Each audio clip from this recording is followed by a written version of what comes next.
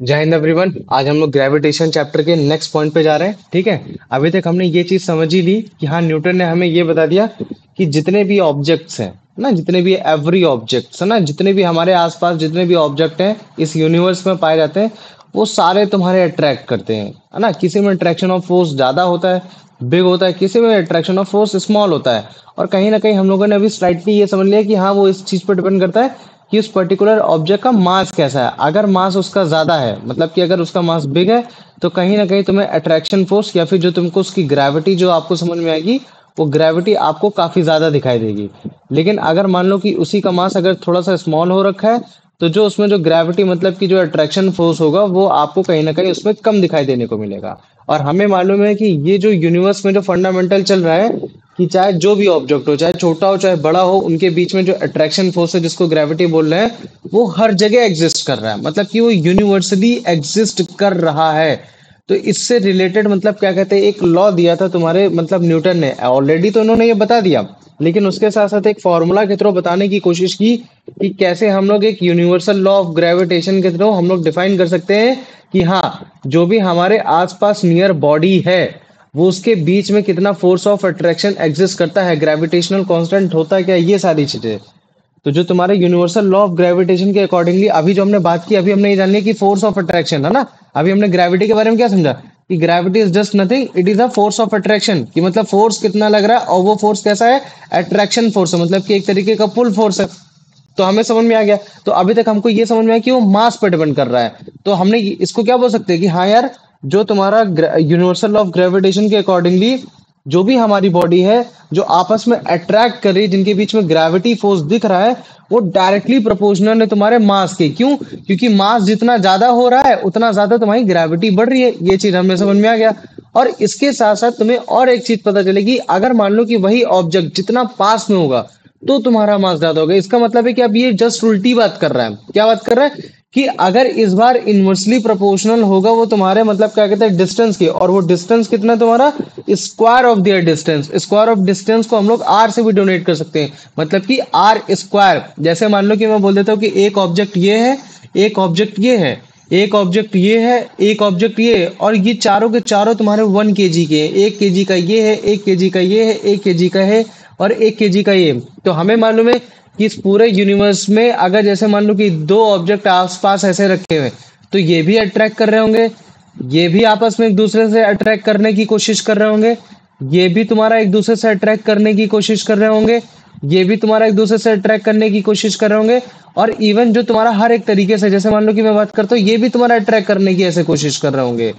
तो ये जो चीज अट्रैक्शन जो फोर्स है, वो फोर्स उसमें ज्यादा दिखाई देगा जिसकी ज्यादा डिस्टेंस पास में है। इसका मतलब है कि तुम्हारी ग्रेविटी सबसे ज्यादा तब होगी जब वो तुम्हारी मतलब क्या कहते हैं कि सबसे कम वैल्यू होगी, तुम्हारी डिस्टेंस की कम वैल्यू होगी। और वो कैसे हो सकता है, जब वो तुम्हारा अपॉन में हो, मतलब कि डिनोमिनेटर में हो। तो उसके लिए हम लोग क्या बोलते हैं, इनवर्सली प्रोपोर्शनल।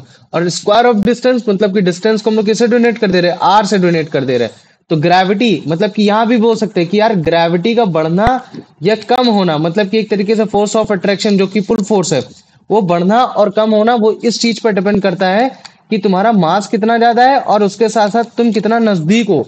अगर तुम जितना ज्यादा नजदीक होगे, डिनोमिनेटर की वैल्यू उतनी ज्यादा मतलब क्या कहते हैं ज्यादा होनी चाहिए। जैसे मान लो कि मैं लिख देता हूँ 1/4 और 1/2, और मैं पूछता हूँ कि इसमें से अगर मैं किसी की वैल्यू निकालता हूँ ए और बी लिखकर, तो मुझे बताओ ए और बी में कौन सबसे ज्यादा छोटा होगा। तो तुम बता देते कि भैया ए ज्यादा छोटा है। क्यों? क्योंकि इसकी डिनोमिनेटर की वैल्यू तुम्हारे न्यूमरेटर के कंपैरिजन में ज्यादा है, मतलब कि एक से बढ़कर 4 है। न्यूमरेटर जितना ज्यादा बड़ा होता है वैल्यू उतनी ज्यादा मतलब पॉजिटिव आती है। जैसे मान लो कि 4/2 लिखता हूँ तो उसकी वैल्यू आएगी 2।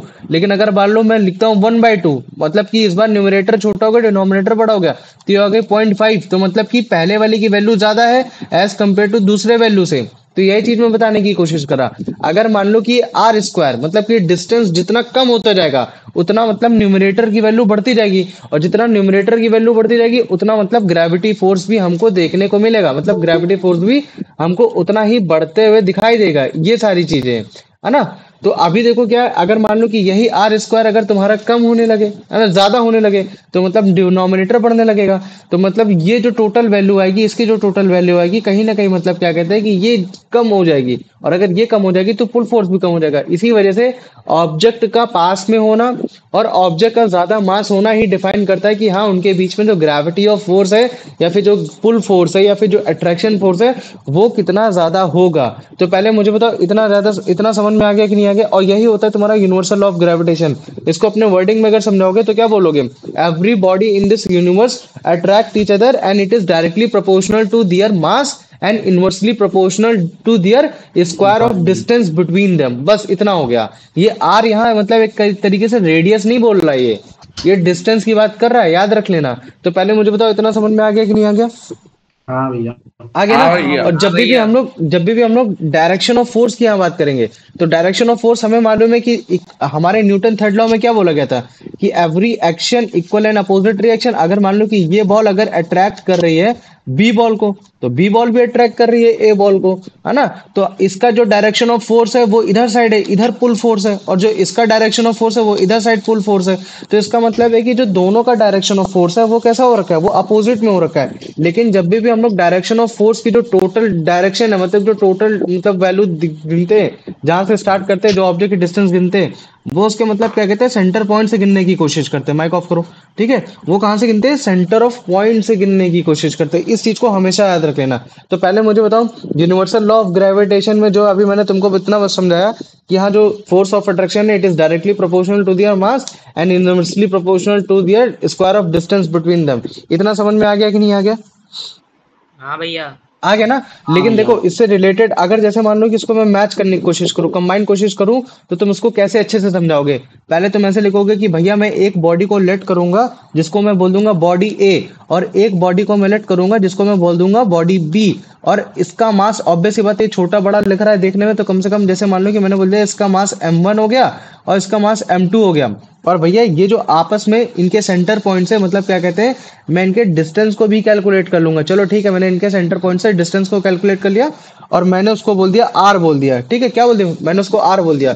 तो यूनिवर्सल लॉ ऑफ ग्रेविटेशन के अकॉर्डिंगली पहली चीज क्या बोली कि भाई जो तुम्हारा फोर्स है, ग्रेविटेशनल फोर्स है, वो डायरेक्टली प्रोपोर्शनल है मास के।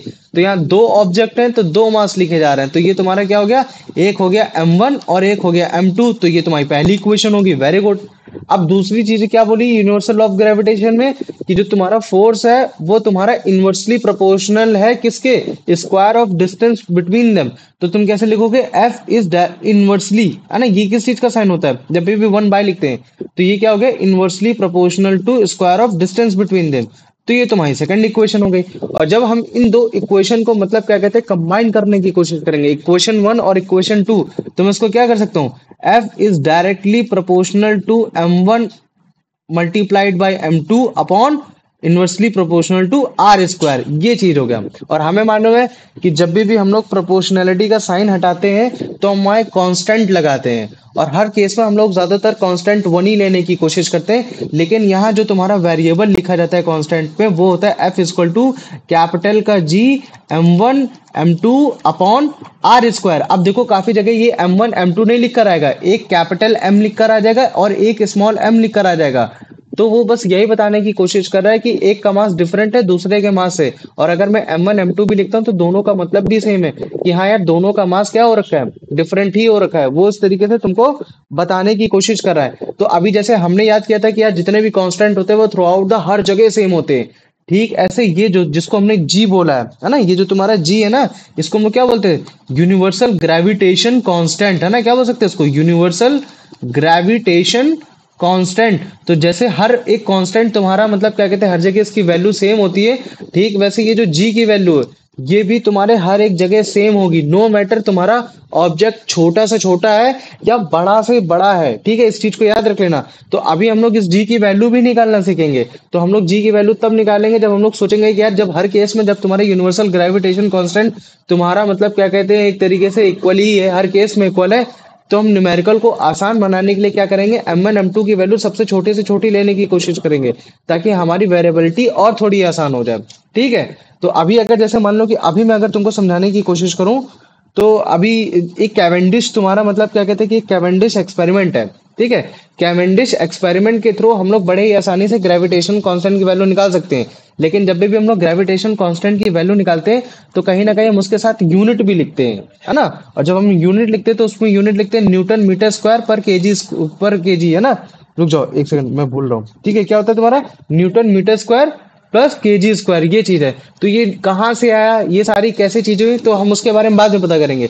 लेकिन बस अभी के लिए इतना जानो कि हाँ, जब भी हम प्रोपोर्शनैलिटी का साइन लगाएंगे तो एक कांस्टेंट आएगा। और जब भी हम यूनिवर्सल लॉ ऑफ ग्रेविटेशन में पढ़ रहे होंगे तो जो कांस्टेंट होगा उसको हम लोग जी से डिनोट करते हैं, और उसको हम लोग बोलते हैं यूनिवर्सल ग्रेविटेशन कांस्टेंट। और जैसे हर कांस्टेंट तुम्हारे हर एक मीडियम में हर एक जगह इक्वल वैल्यू देते हैं, तो ठीक वैसे यहाँ भी देंगे। नो मैटर आप स्पेस में हो, पानी में हो, चाहे जहां हो, आप मतलब क्या कहते हैं उनकी जो वैल्यू है वो थ्रू आउट हर जगह सेम होगी। अब देखो, ये जो चीज है ये बेसिक है। इसमें क्वेश्चन क्या बनेगा, तुमसे ये बोलेगा अगर मान लो कि पहले जो मास एक हुआ करता था, अब वो बढ़कर वो तुम्हारा दो हो गया, मतलब दुगना हो गया। तो मुझे बताओ कि फोर्स ऑफ अट्रैक्शन कितना बढ़ जाएगा, तो तुम मुझे बताओ उसकी वैल्यू कितनी दोगे। मैंने बोला कि जो मास कभी पहले 1 केजी हुआ करता था, अब वो मास जो तुम्हारा 2 केजी हो गया, मतलब कि दुगने रेट से बढ़ा, डबल हो गया। तो मुझे बताओ कि फोर्स ऑफ अट्रैक्शन फिर उसका कितना बढ़ जाएगा। उसका भैया भैया डबल। डबल हम्म। Same double. रहेगा। हाँ, डबल हो जाएगा, वेरी गुड, है ना। क्या हो जाएगा, जस्ट डबल हो जाएगा। क्यों हो जाएगा डबल, क्योंकि भाई वो डायरेक्टली प्रोपोर्शनल है, वेरी गुड। अब अगर मान लो कि मैं बोल देता हूँ कि यार जो तुम्हारा डिस्टेंस था वो डिस्टेंस दुगना हो गया, जो कभी एक हुआ करता था अब वो तुम्हारा दो हो गया, तो मुझे बता सकते हो कि फोर्स ऑफ अट्रैक्शन फिर कितना हो जाएगा। भैया कम हो हाफ। जाएगा, कम हो नहीं, हाफ। जाएगा। हाफ। हाफ हो गलत। वो मैंने जाएगा। कम बोला हो कि पहले जाएगा। एक था अब वो तुम्हारा दो हो गया। हाँ तो ज्यादा तो डबल। भैया तुम कांस्टेंट अभी कांस्टेंट। जैसे पहले अगर मान लो कि एक वैल्यू रखा करते थे तो हमारा यहाँ आ जाता था फोर्स ऑफ अट्रैक्शन की वैल्यू 1, आएगा कि नहीं आएगा, 1 आ जाएगा। लेकिन अब मान लो कि है ना, क्योंकि 1 का स्क्वायर कितना होता है, 1 ही होता है। तो इसका मतलब है कि जो फोर्स ऑफ अट्रैक्शन है उसकी वैल्यू कितनी आएगी, 1 ही आएगी। ये वन कितना है। फोर हाँ, अब अगर जैसे मान लो कि मैंने बोल दिया कि अब उसका हो गया 2 हो गया, जस्ट दुगना हो गया, तो इसका स्क्वायर करोगे तो कितना हो जाएगा, 1/4।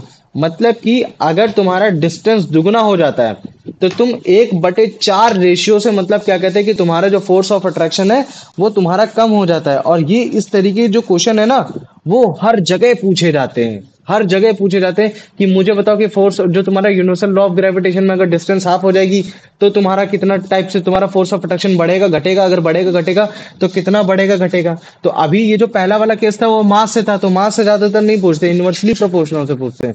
तो मैंने बता दिया कि अगर तुम्हारा वो डबल हो रहा है, अगर डिस्टेंस डबल हो रही है, तो जो हमारा ग्रेविटेशन है, जो मतलब फोर्स ऑफ अट्रैक्शन है, जो ग्रेविटेशनल फोर्स है, वो हमारा कितने उससे कम हो रहा है, वो हमारा फोर्थ भैया टाइम कम हो रहा है। 1/4। हाँ, 1/4 से हमारा कम हो रहा है, लेस हो जा रहा है। और अगर जैसे मान लो कि मैं बोल रहा हूँ कि जो कभी एक हुआ करता था अब वो आधा हो गया, तो अब मुझे बता सकते हो कि फिर एफ इजक्वल टू 1 के नीचे क्या रखोगे, 1/2 रखोगे, इसको स्क्वायर करोगे। तो जब इसको स्क्वायर करोगे तो क्या होगा, 1/4, और ये ऊपर 4 जाएगा कि नहीं जाएगा, बताओ मुझे। हाँ हाँ। जाएगा। और जब ये हाँ ऊपर भैया। जाएगा तो फिर एफ की वैल्यू कितनी आ जाएगी, भैया 4/1 4। 4। 4 आ जाएगी। मतलब 4/1 इक्वल टू मतलब क्या हो जाएगा, 4 ही आ जाएगी। तो इसका मतलब है कि जब मास आपका पहले एक हुआ करता था अब अगर आधा हो गया तो आपका जो फोर्स ऑफ अट्रैक्शन है वो 4 गुना बढ़ गया। समझ रहे हो ना, अब कैसा हो गया, तुम्हारा 4 गुना बढ़ गया। लेकिन मान लो कि अगर आपने फोर्स ऑफ अट्रैक्शन जो था वो, सॉरी, आपका जो डिस्टेंस था पहले एक था अब बढ़ के वो 2 हो गया, तो इसका मतलब है कि फोर्स ऑफ अट्रैक्शन आपका 1/4 कम हो गया। तो इस चीज को थोड़ा समझने की कोशिश करना, है ना, कि क्या बताने की कोशिश कर रहा हूं मैं। तो पहले भैया मुझे बताओ इतना समझ में आ गया कि नहीं आ गया। भैया हाँ हाँ, भैया। हाँ भैया। हाँ भाई। भैया आपने जो मास वाला हाफ वाला जो इधर साइड जो 4 गुना हुआ है एक बार फिर से समझा दीजिए। ठीक है, देखो समझाता हूँ। हमको क्या करना, कुछ नहीं करना। कभी भी यूनिवर्सली वाला प्रोपोर्शनल क्वेश्चन आएगा हम इस जगह वैल्यू को पुट करेंगे। पहले बोल रहा था कि अच्छा मुझे बताओ जब तुम्हारा मास एक था तब तुम्हारा फोर्स ऑफ अट्रैक्शन कितना था। तो अगर चलो ठीक है, मैंने बोल दिया कि मास एक था तो 1/1 का स्क्वायर इक्वल टू 1 भाई, फोर्स ऑफ अट्रैक्शन 1 था, चलो ठीक, वेरी गुड। अब मैंने बोला कि चलो ठीक है, अब मुझे बताओ अगर फोर्स ऑफ अट्रैक्शन तुम्हारा कितना होगा जब तुम्हारा मास आधा हो गया। मतलब कि पहले एक था अब उसका आधा कितना होता है, हाफ होता है। अगर मान लो कि पहले मैं बोल देता कि पहले तुम्हारा 2 था अब हाफ हो गया, तब तुम वैल्यू 1 लेते, लेकिन हमने क्या लिया, पहले पहले हमने 1 लिया, तो अब उसका आधा करेंगे तो कितना हो जाएगा, 1/2। तो मतलब है कि F is directly proportional to 1/2 का होल स्क्वायर। अब जब हम इसको सॉल्व करेंगे तो कितना आएगा, 1/4, 1/4 ये चीज। तो ये क्या होता है, ये ऊपर वाला उसमें चला जाता है, क्योंकि ये न्यूमरेटर डिनोमिनेटर और फिर डिनोमिनेटर, ये तुम्हारा x और ये तुम्हारा y अपॉन z। तो मुझे मालूम है कि जब हम इसको सॉल्व करते हैं तो क्या हो जाता है, एक्स जेड अपॉन वाई। तो ठीक वैसे हम यहाँ भी सॉल्व करने की कोशिश कर रहे हैं। तो ये जो 1/4 1/1/4 है, तो 4 ऊपर चला जाएगा। तो मतलब है कि अब जो लॉ ऑफ ग्रेविटेशन के अकॉर्डिंगली अगर डिस्टेंस जो कभी पहले एक हुआ करती थी, अब अगर वो आधी हो गई तो वो 4 गुना तुम्हारे बढ़ जाएगी। समझ में आ गया कि नहीं आ गया? हाँ भैया भैया। समझ आ गया। इसमें से किसी को कोई डाउट है? नहीं भैया। नहीं भैया। नहीं नहीं है? भैया। चलो वेरी गुड। तो अभी हमको समझ में आ गया कि यूनिवर्सल लॉ ऑफ ग्रेविटेशन का फॉर्मूला क्या होता है, बताओ मुझे। भैया जी universal m1 F m2 is upon m1 r m2 square. upon r square. Very good. F is equal to capital G m1 m2 upon R R square. square। इस चीज को याद रख लेना, ठीक है। आर स्क्वायर को स्मॉल में ही लिखने की कोशिश करना, ये हो गया। बाकी तुम कैपिटल एम स्मॉल एम लिख सकते हो, लेकिन उसमें कोई दिक्कत नहीं, m1 m2 लिखोगे ज्यादा बेटर रहेगा। अब देखो हम लोग क्या करने वाले हैं, यूनिट निकालने वाले हैं। फोर्स की हमको यूनिट मालूम है, ऑलरेडी मालूम है। मास की यूनिट हमें ऑलरेडी मालूम है। मतलब डिस्टेंस की हमें ऑलरेडी मालूम है। फोर्स की मुझे बता सकता है यूनिट क्या होती है, बताओ। भैया ये फोर्स की न्यूटन है ना। न्यूटन। Newton. वेरी गुड, तुमने क्या बता दिया, न्यूटन बता दिया। न्यूटन है। अच्छा हाँ ठीक है। अब मुझे बताओ मास की कितनी होती है। भैया केजी केजी। मीटर पर सेकंड। केजी मीटर पर सेकंड नहीं, गधे केजी। ठीक है, हाँ केवल केजी, ये हो गया। अब मुझे बताओ कि तुम्हारे रेडियस, या फिर रेडियस नहीं सॉरी डिस्टेंस लिखा है, ये रेडियस समझ जाता हूँ आर से। ठीक है, तो डिस्टेंस की बताओ क्या होती है। भैया मीटर। S. मीटर होती है। वेरी गुड, ये हो मीटर। गया। तो अभी हम क्या करेंगे, अब हमें जी की निकालनी है, मतलब कि ग्रेविटेशनल कांस्टेंट की वैल्यू लगानी है, इसकी वैल्यू निकालनी कि इसकी यूनिट क्या होगी। तो हमें क्या करना पड़ेगा, पहले इसको रीअरेंज करना पड़ेगा, मतलब कि जी के अकॉर्डिंगली वैल्यू लानी पड़ेगी। तो एक काम करते हैं, आर को हम लोग लेफ्ट साइड भेजते हैं। लेफ्ट साइड भेजेंगे तो क्या हो जाएगा, F multiplied by R square. और फिर उसके बाद हम इसको क्या भेजेंगे, जब हम इसको लेफ्ट साइड भेजेंगे तो इसको डिनोमिनेटर में आना पड़ेगा। जब डिनोमिनेटर में आएगा तो फिर क्या हो जाएगा, m1 मल्टीप्लाइड बाई m2। और इधर क्या हो जाएगा, तुम्हारा हो जाएगा कैपिटल जी। इसको फिर अच्छे से लिख देता हूं, ऐसे लिख सकता हूं मैं, F into R square upon m1 into m2। और मुझे बताओ फोर्स की कितनी है तुम्हारी, केजी हो रखी है। और तुम्हारे रेडियस की कितनी हो रखी है, तुम्हारे मीटर स्क्वायर हो रखी है। और तुम्हारे मास की कितनी हो रखी है, तुम्हारी हो रखी है भैया केजी। और इधर साइड भी कितना हो गया, इधर साइड भी हो गया केजी। हाँ पूछो। भैया फोर्स की तो न्यूटन लिखी हुई है, आपने उधर केजी लिख दिया। ओह सॉरी, ठीक है, ध्यान नहीं दिया मैंने। ठीक है, इधर क्या हो जाएगा, तुम्हारा फोर्स का न्यूटन। इधर क्या हो जाएगा, इधर हो गया न्यूटन। तो मुझे बताओ ये जो मैंने अभी तक यहाँ लिखा है, ये इतना समझ में आ गया कि नहीं आ गया? हाँ भैया। हाँ भैया। हाँ भैया। तो अच्छा, वैसे मैं न्यूटन को न्यूटन पूरा क्यों लिख रहा हूँ, वो भी तो लिख सकता हूँ, एन भी लिख सकता हूँ, है ना। तो मैंने क्या कर दिया, मैंने इसको एन लिख दिया ये। तो अब मैं बस इसको और अच्छे से लिख दूंगा। कैसे लिख दूंगा, कैपिटल में एन होता है, ठीक है, इस चीज को याद रखना। मैंने स्मॉल बना दिया, तो मैं क्या लिखूंगा, एन मीटर स्क्वायर अपॉन में ये केजी केजी मिलके क्या हो जाएंगे, केजी स्क्वायर। तो ये हो गया। तो हमेशा इस तरीके से न्यूमरेटर और डिनोमिनेटर में वैल्यू नहीं लिखते हैं। कैसे लिख देते हैं इसको, न्यूटन मीटर स्क्वायर पर केजी स्क्वायर। पर का मतलब ही होता है डिवाइड। तो जब भी हम पर लगा देते हैं तो उसकी वैल्यू बाद में जो भी आती है तो फिर हम उसको डिवाइड में रखते हैं, है ना। जैसे हम लोग बोलते थे ना कि rate of change of velocity, है ना, rate of change of velocity per unit time.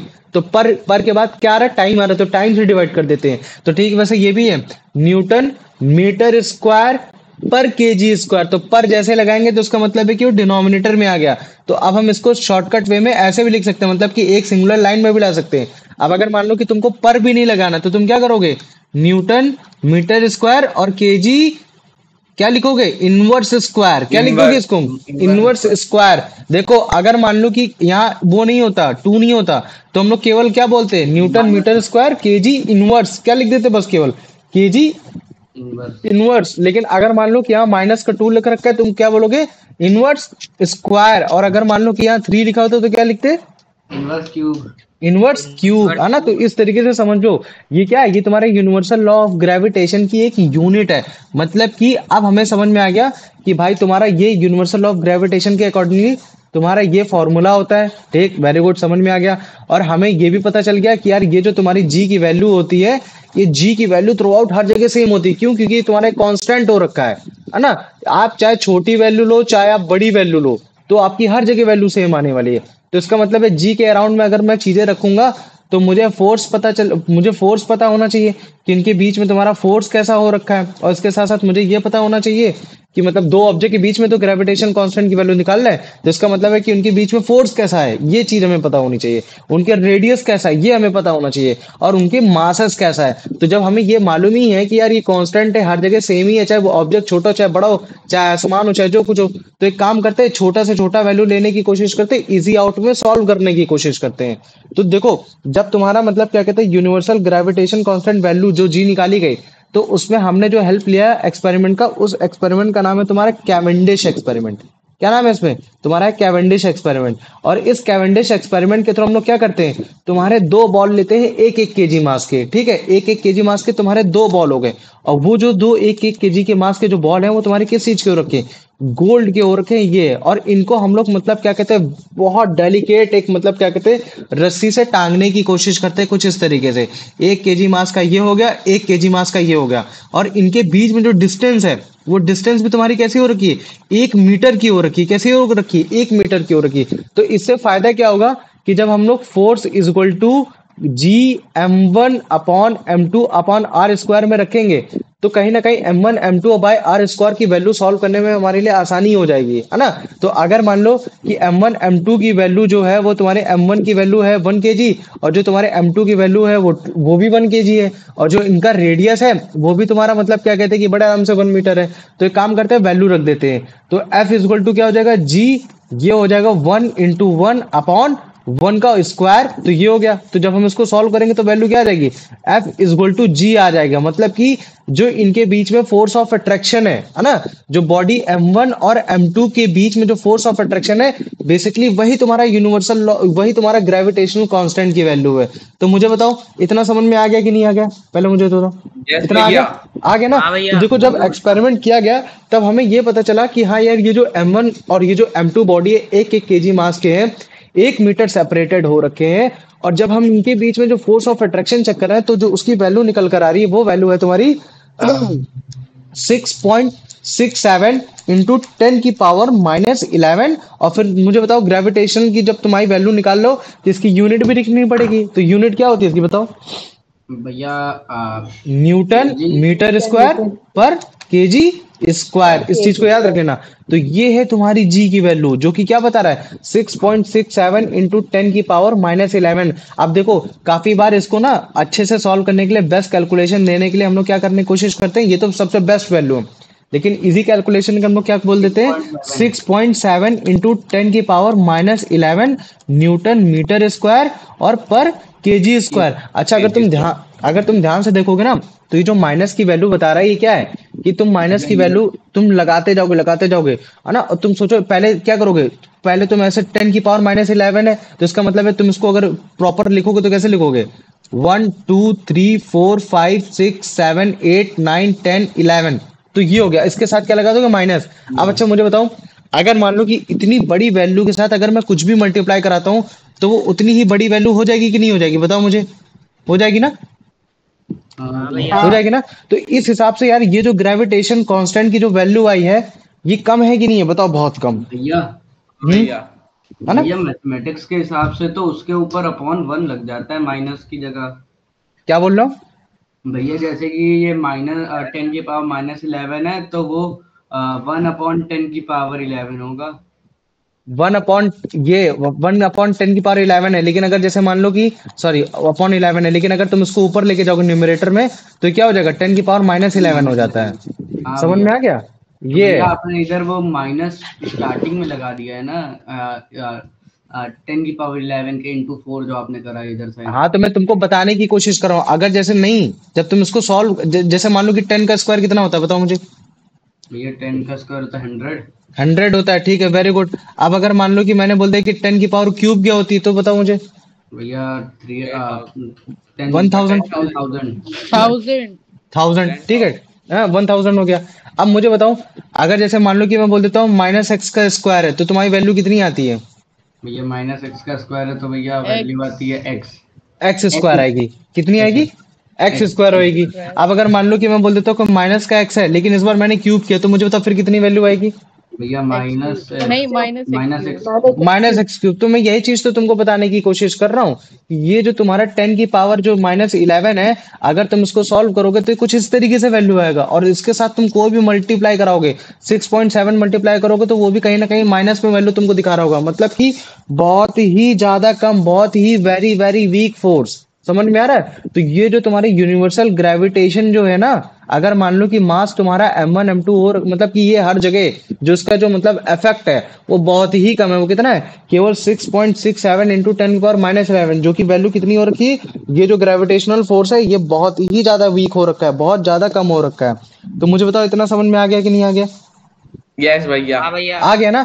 देखो, ग्रेविटेशनल कांस्टेंट वैल्यू और फोर्स से मतलब अलग अलग चीजें हैं, इस चीज को याद रखना। मतलब कि ये बताने की कोशिश कर रहा है कि यार ये जो ग्रेविटेशनल कांस्टेंट है ना, इनके बीच में कोई हिंड्रेंस तो नहीं है, ये वो चीज बताने की कोशिश कर रहा है। लेकिन एक ऑब्जेक्ट दूसरे ऑब्जेक्ट को कैसे अट्रैक्ट कर रहा है, वो तुम्हारा ग्रेविटेशनल फोर्स है। ग्रेविटेशनल फोर्स और ग्रेविटेशनल कांस्टेंट में अंतर है। ग्रेविटेशनल कांस्टेंट कभी बदल नहीं सकता, वो 6.67 इंटू 10⁻11 न्यूटन मीटर स्क्वायर पर केजी स्क्वायर ही रहेगा।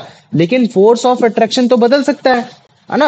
अब जैसे मान लो कि हमने यहाँ F इक्वल टू जी जो वैल्यू निकल कर आई, वो क्यों निकल कर आई? वो तभी निकल कर आई ना वैल्यू, जब हमने मास को 1 रखा और तुम्हारा रेडियस को हमने 1 मतलब सॉरी डिस्टेंस को हमने 1 रखा, ये चीज है। अभी अगर मान लो कि मैं मास को अगर बोल देता हूँ कि तुम्हारे मास की वैल्यू हो गई मतलब क्या कहते हैं 73 पॉइंट मतलब क्या कहते हैं 73 केजी, और दूसरे वाले मास की वैल्यू मैं रख दूं मतलब क्या कहते हैं 92 केजी, तब क्या जो तुम्हारा जो, और अगर मान लो कि तब क्या तुम्हारा ये जो ग्रेविटेशन की जो वैल्यू निकालोगे तभी भी ग्रेविटेशन की वैल्यू सेम ही आएगी, 6.67 आएगी। लेकिन अगर मैं इसको प्रॉपरली सॉल्व करूं, 6.67 इंटू 10⁻11 मल्टीप्लाइड बाय m1 कितना है तुम्हारा?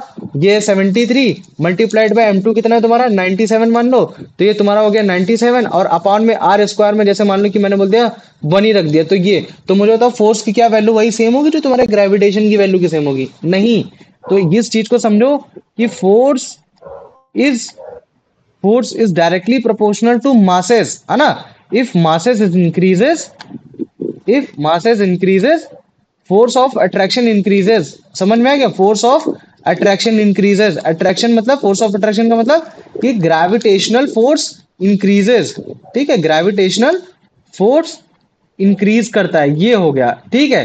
बट तुम्हारा मतलब क्या कहते हैं ग्रेविटेशनल कांस्टेंट, है ना? ग्रेविटेशनल कांस्टेंट ये हो गया। ये जो ग्रेविटेशनल कांस्टेंट होता है ये तुम्हारा कैसा होता है? Never change. और इस चीज की वैल्यू कितनी होती है तुम्हारी?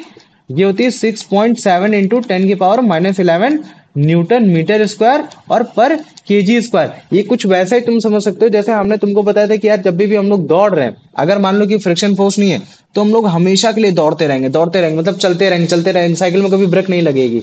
तो ठीक वैसे यही बताने की कोशिश कर रहा है। देखो हमें मालूम तो है कि फोर्स ऑफ मतलब क्या कहते हैं अट्रैक्शन होता ही होता है। अगर मास दो मास अगर फोर्स ऑफ अट्रैक्शन होगा दो मास के बीच में, है ना, और उनके बीच में कितना डिस्टेंस है ये भी मैटर करेगा, तो इनवर्सली प्रोपोर्शनल में लगा दिया। लेकिन कहीं ना कहीं कुछ हिंड्रेंस भी होंगी जो इन चीज को रोकने की कोशिश कर रहे होंगे। अगर मान लो कि वो उस चीज को रोकने की कोशिश कर रही है तो मैं उसको क्या बोल सकता हूँ? मैं उसको जी बोल सकता हूँ, और मैं उसको क्या बोलूंगा? ग्रेविटेशनल कांस्टेंट बोल सकता हूँ। और वो जो ग्रेविटेशनल कांस्टेंट है उसको कितना रोकने की कोशिश करेगा?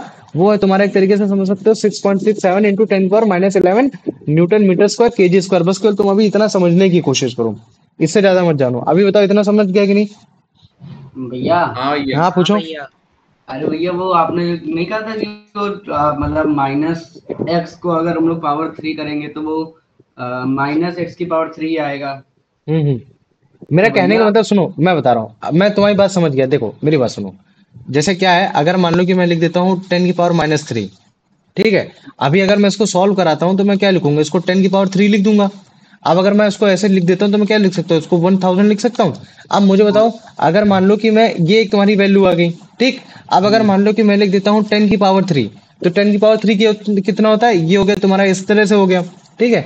तो एक एक्स वैल्यू ये हो गई, वाई वैल्यू ये हो गई। तो मुझे बताओ कौन सी वैल्यू ज्यादा बड़ी, कौन सी वैल्यू कम छोटी है? बताओ, एक्स बड़ी है भैया वाई बड़ी वाई है? वैल्यू बड़ी है एक्स वाई छोटी है। वैल्यू बढ़ी ना, क्योंकि वो तुम्हारा एक्स वैल्यू कैसे डिनोमिनेटर में। तो ठीक वही चीज मैं तुमको यहां भी बताने की कोशिश कर रहा हूं। तो जब मैं 6.67 इंटू 10⁻माइनस तुम्हारा मतलब क्या कहते हैं 11 लिखता हूं, तो ये तुम्हारा क्या होता है? जैसे लिख दो, पूरा लिख दो, न्यूटन मीटर स्क्वायर पर केजी स्क्वायर। तो इसका मतलब क्या है? 6.67 अपॉन में 10 की पावर तुम्हारा कितना हो जाएगा, तुम्हारा मतलब 11 बार जीरो लिखोगे, 1 2 3 4 5 6 7 8 9 10 11, ये हो गया। तो मुझे बताओ डिनोमिनेटर, अगर मान लो कि एक वैल्यू और लिख लेता हूँ, मैं लिख लेता हूँ 6.67 अपॉन में इस तरीके से लिख लेता हूँ कि मान लो कि दो वैल्यू हो गई, ठीक है। तो मुझे बताओ एक को मैं x लिख रहा हूँ, एक को मैं y लिख रहा हूँ, तो मुझे बताओ वैल्यू किसकी सबसे ज्यादा छोटी होगी, एक्स की।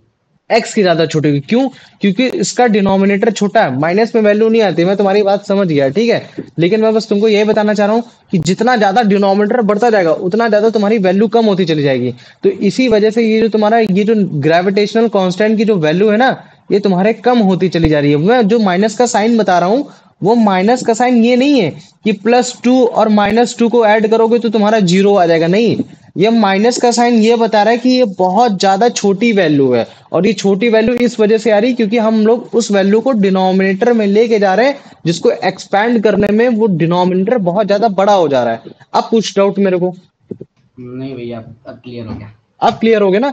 तो ये माइनस साइन वो नहीं बता रहा है कि तुम्हारा माइनस साइन का मतलब है कि वो तुम्हारी उसकी वैल्यू हो गई कि -6.6, नहीं। वो ये बता रहा है कि यार जब मैं वैल्यू को चेक कर रहा हूँ तो ये वैल्यू बहुत छोटी है, ठीक है। ये तुम्हारा सब्सट्रैक्शन और उन सब, जैसे मैं लिख देता हूँ ना, ये तुम्हारा मतलब क्या कहते हैं कि ये तुम्हारा ये बढ़ रहा है, ये घट रहा है ना, तो ये कुछ वैसा ही सीन है, ठीक है। तो अब मुझे बताओ इतना समझ में आ गया कि नहीं आ गया, या इसमें किसी को कोई दिक्कत है? नहीं भैया। नहीं है ना? चलो वेरी गुड, है ना। ये तो हमें समझ में आ गया कि यार ग्रेविटेशनल फोर्स तुम्हारा डिपेंड करता है कि तुम्हारा ऑब्जेक्ट कैसे हो रखे हैं। अगर ऑब्जेक्ट छोटे छोटे हो रखे हैं तो उनके ग्रेविटेशनल फोर्स कम होगा। अगर मान लो कि वही है कि अगर ऑब्जेक्ट छोटे छोटे हो रखे हैं तो उनकी जो वैल्यू आ रही है वो कितनी आ रही है, 6.67 इंटू 10⁻⁻11 न्यूटन मीटर स्क्वायर पर केजी स्क्वायर, है ना। इसको अगर अच्छे से सॉल्व करोगे तो क्या हो जाएगा, 6.67 अपॉन 10⁻11, है ना, और जो कि वैल्यू को सॉल्व करोगे तो बहुत छोटी आएगी। इसका मतलब है कि एक्सट्रीमली स्मॉल फोर्स लग रहा है दो ऑब्जेक्ट के बीच में। क्यों? क्योंकि उनका मास बहुत कम है, 1-1 केजी हो रखा है, और ऊपर से, है ना, 1-1 केजी हो रखा है, ये हो रखा है। लेकिन अगर मान लो कि मैं बोल देता हूँ कि मैंने मास को बढ़ा दिया, है ना, मास बहुत बड़ा बढ़ा दिया, तो हम लोग को याद है कि जब हम लोग मास को बढ़ाते थे और उसमें हम लोग एग्जांपल लेते थे, अर्थ का एग्जांपल ले लेते थे, है ना।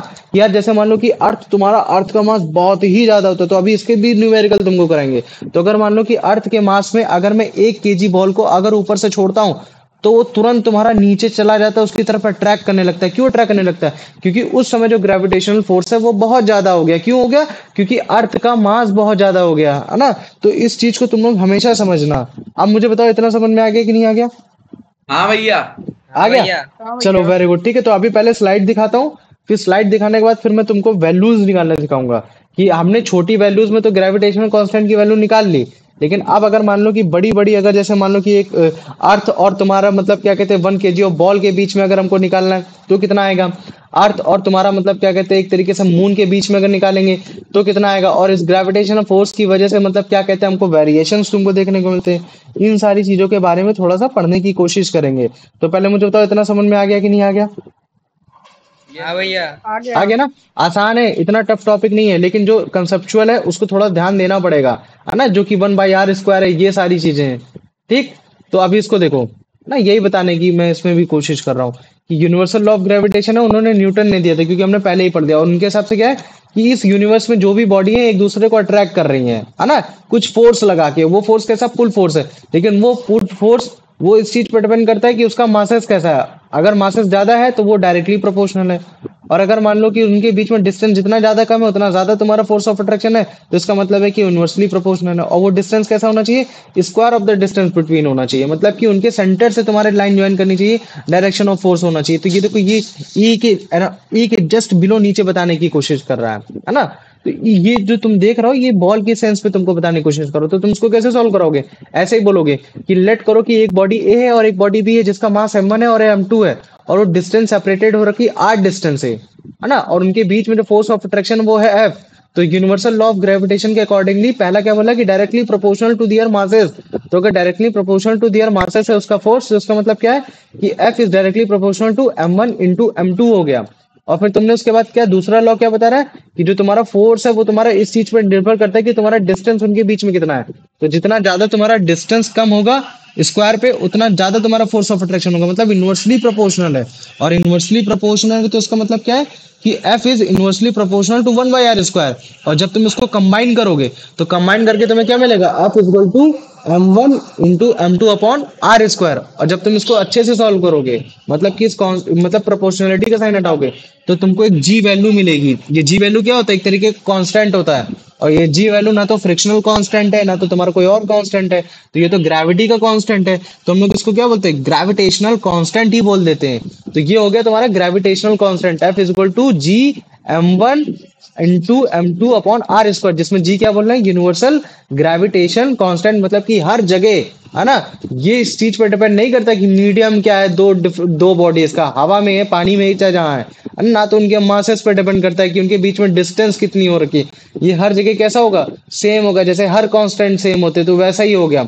तो जो फॉर्मूला है जो हमको मिल रहा है ग्रेविटेशनल फोर्स ऑफ अट्रैक्शन से, है ना, वो हमें दो बॉडीज के बीच में मिल रहा है, एक मास m1 है, एक m2 है, और जो कि डिस्टेंस r से सेपरेटेड हो रखे हैं। और ये जो फॉर्मूला है ये हर जगह पूरे यूनिवर्स में मैथमेटिकली तुम्हारा प्रूविंग है, मतलब हर जगह एकदम यूनिवर्सली एकदम अच्छे से बता रखा है। बस इतना जान लो कि जो ग्रेविटेशनल फोर्स है जो दो बॉडी के बीच में है, वो उस चीज पे डिपेंड कर रहा है कि डिस्टेंस उनका कितना पास पास में हो रखा है, मतलब कि इनवर्सली हो रखा है, स्क्वायर ऑफ द डिस्टेंस।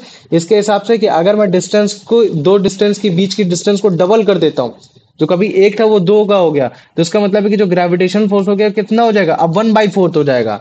और अगर मान लो कि उसी डिस्टेंस को मैं हाफ कर देता हूं, तो वही ग्रेविटेशन फोर्स कितना हो जाएगा, फोर्थ टाइम हो जाएगा, है ना। तो यही तुम्हारा यूनिवर्सल लॉ ऑफ ग्रेविटेशन भी है ना, जिसको हम लोग क्या बोल देते हैं, यूनिवर्सल लॉ ऑफ ग्रेविटेशन। तो Newton law of gravitation, universal law of gravitation is nothing, the universal law of gravitation is proposed by the Newton, that is why sometimes people call it as Newton law of gravitation, है ना, जो कि हर जगह applicable है ना। चाहे body तुम्हारी छोटी हो चाहे बड़ी हो, चाहे बॉडी तुम्हारे टेरेस्ट्रियल में हो चाहे तुम्हारे सेलेस्टियल में हो, चाहे वो स्टार हो चाहे वो प्लैनेट हो चाहे वो सैटेलाइट हो, हर जगह। और ये जो ग्रेविटेशन कांस्टेंट की जो वैल्यू होगी हर जगह सेम होगी। तो मुझे बताओ पहले इतना समझ में आ गया कि नहीं आ गया? हाँ हाँ भैया। भैया। आ गया। यस आ गया। भैया। चलो आ जाओ, अब इसका आंसर बता दो Divyanshu. Who proposed the universal law of gravitation? भैया option C Isaac Newton.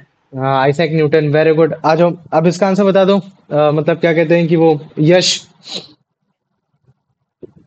According to the universal law of gravitation, the force of attraction between two bodies is directly proportional to what, to the product of their masses. Option C.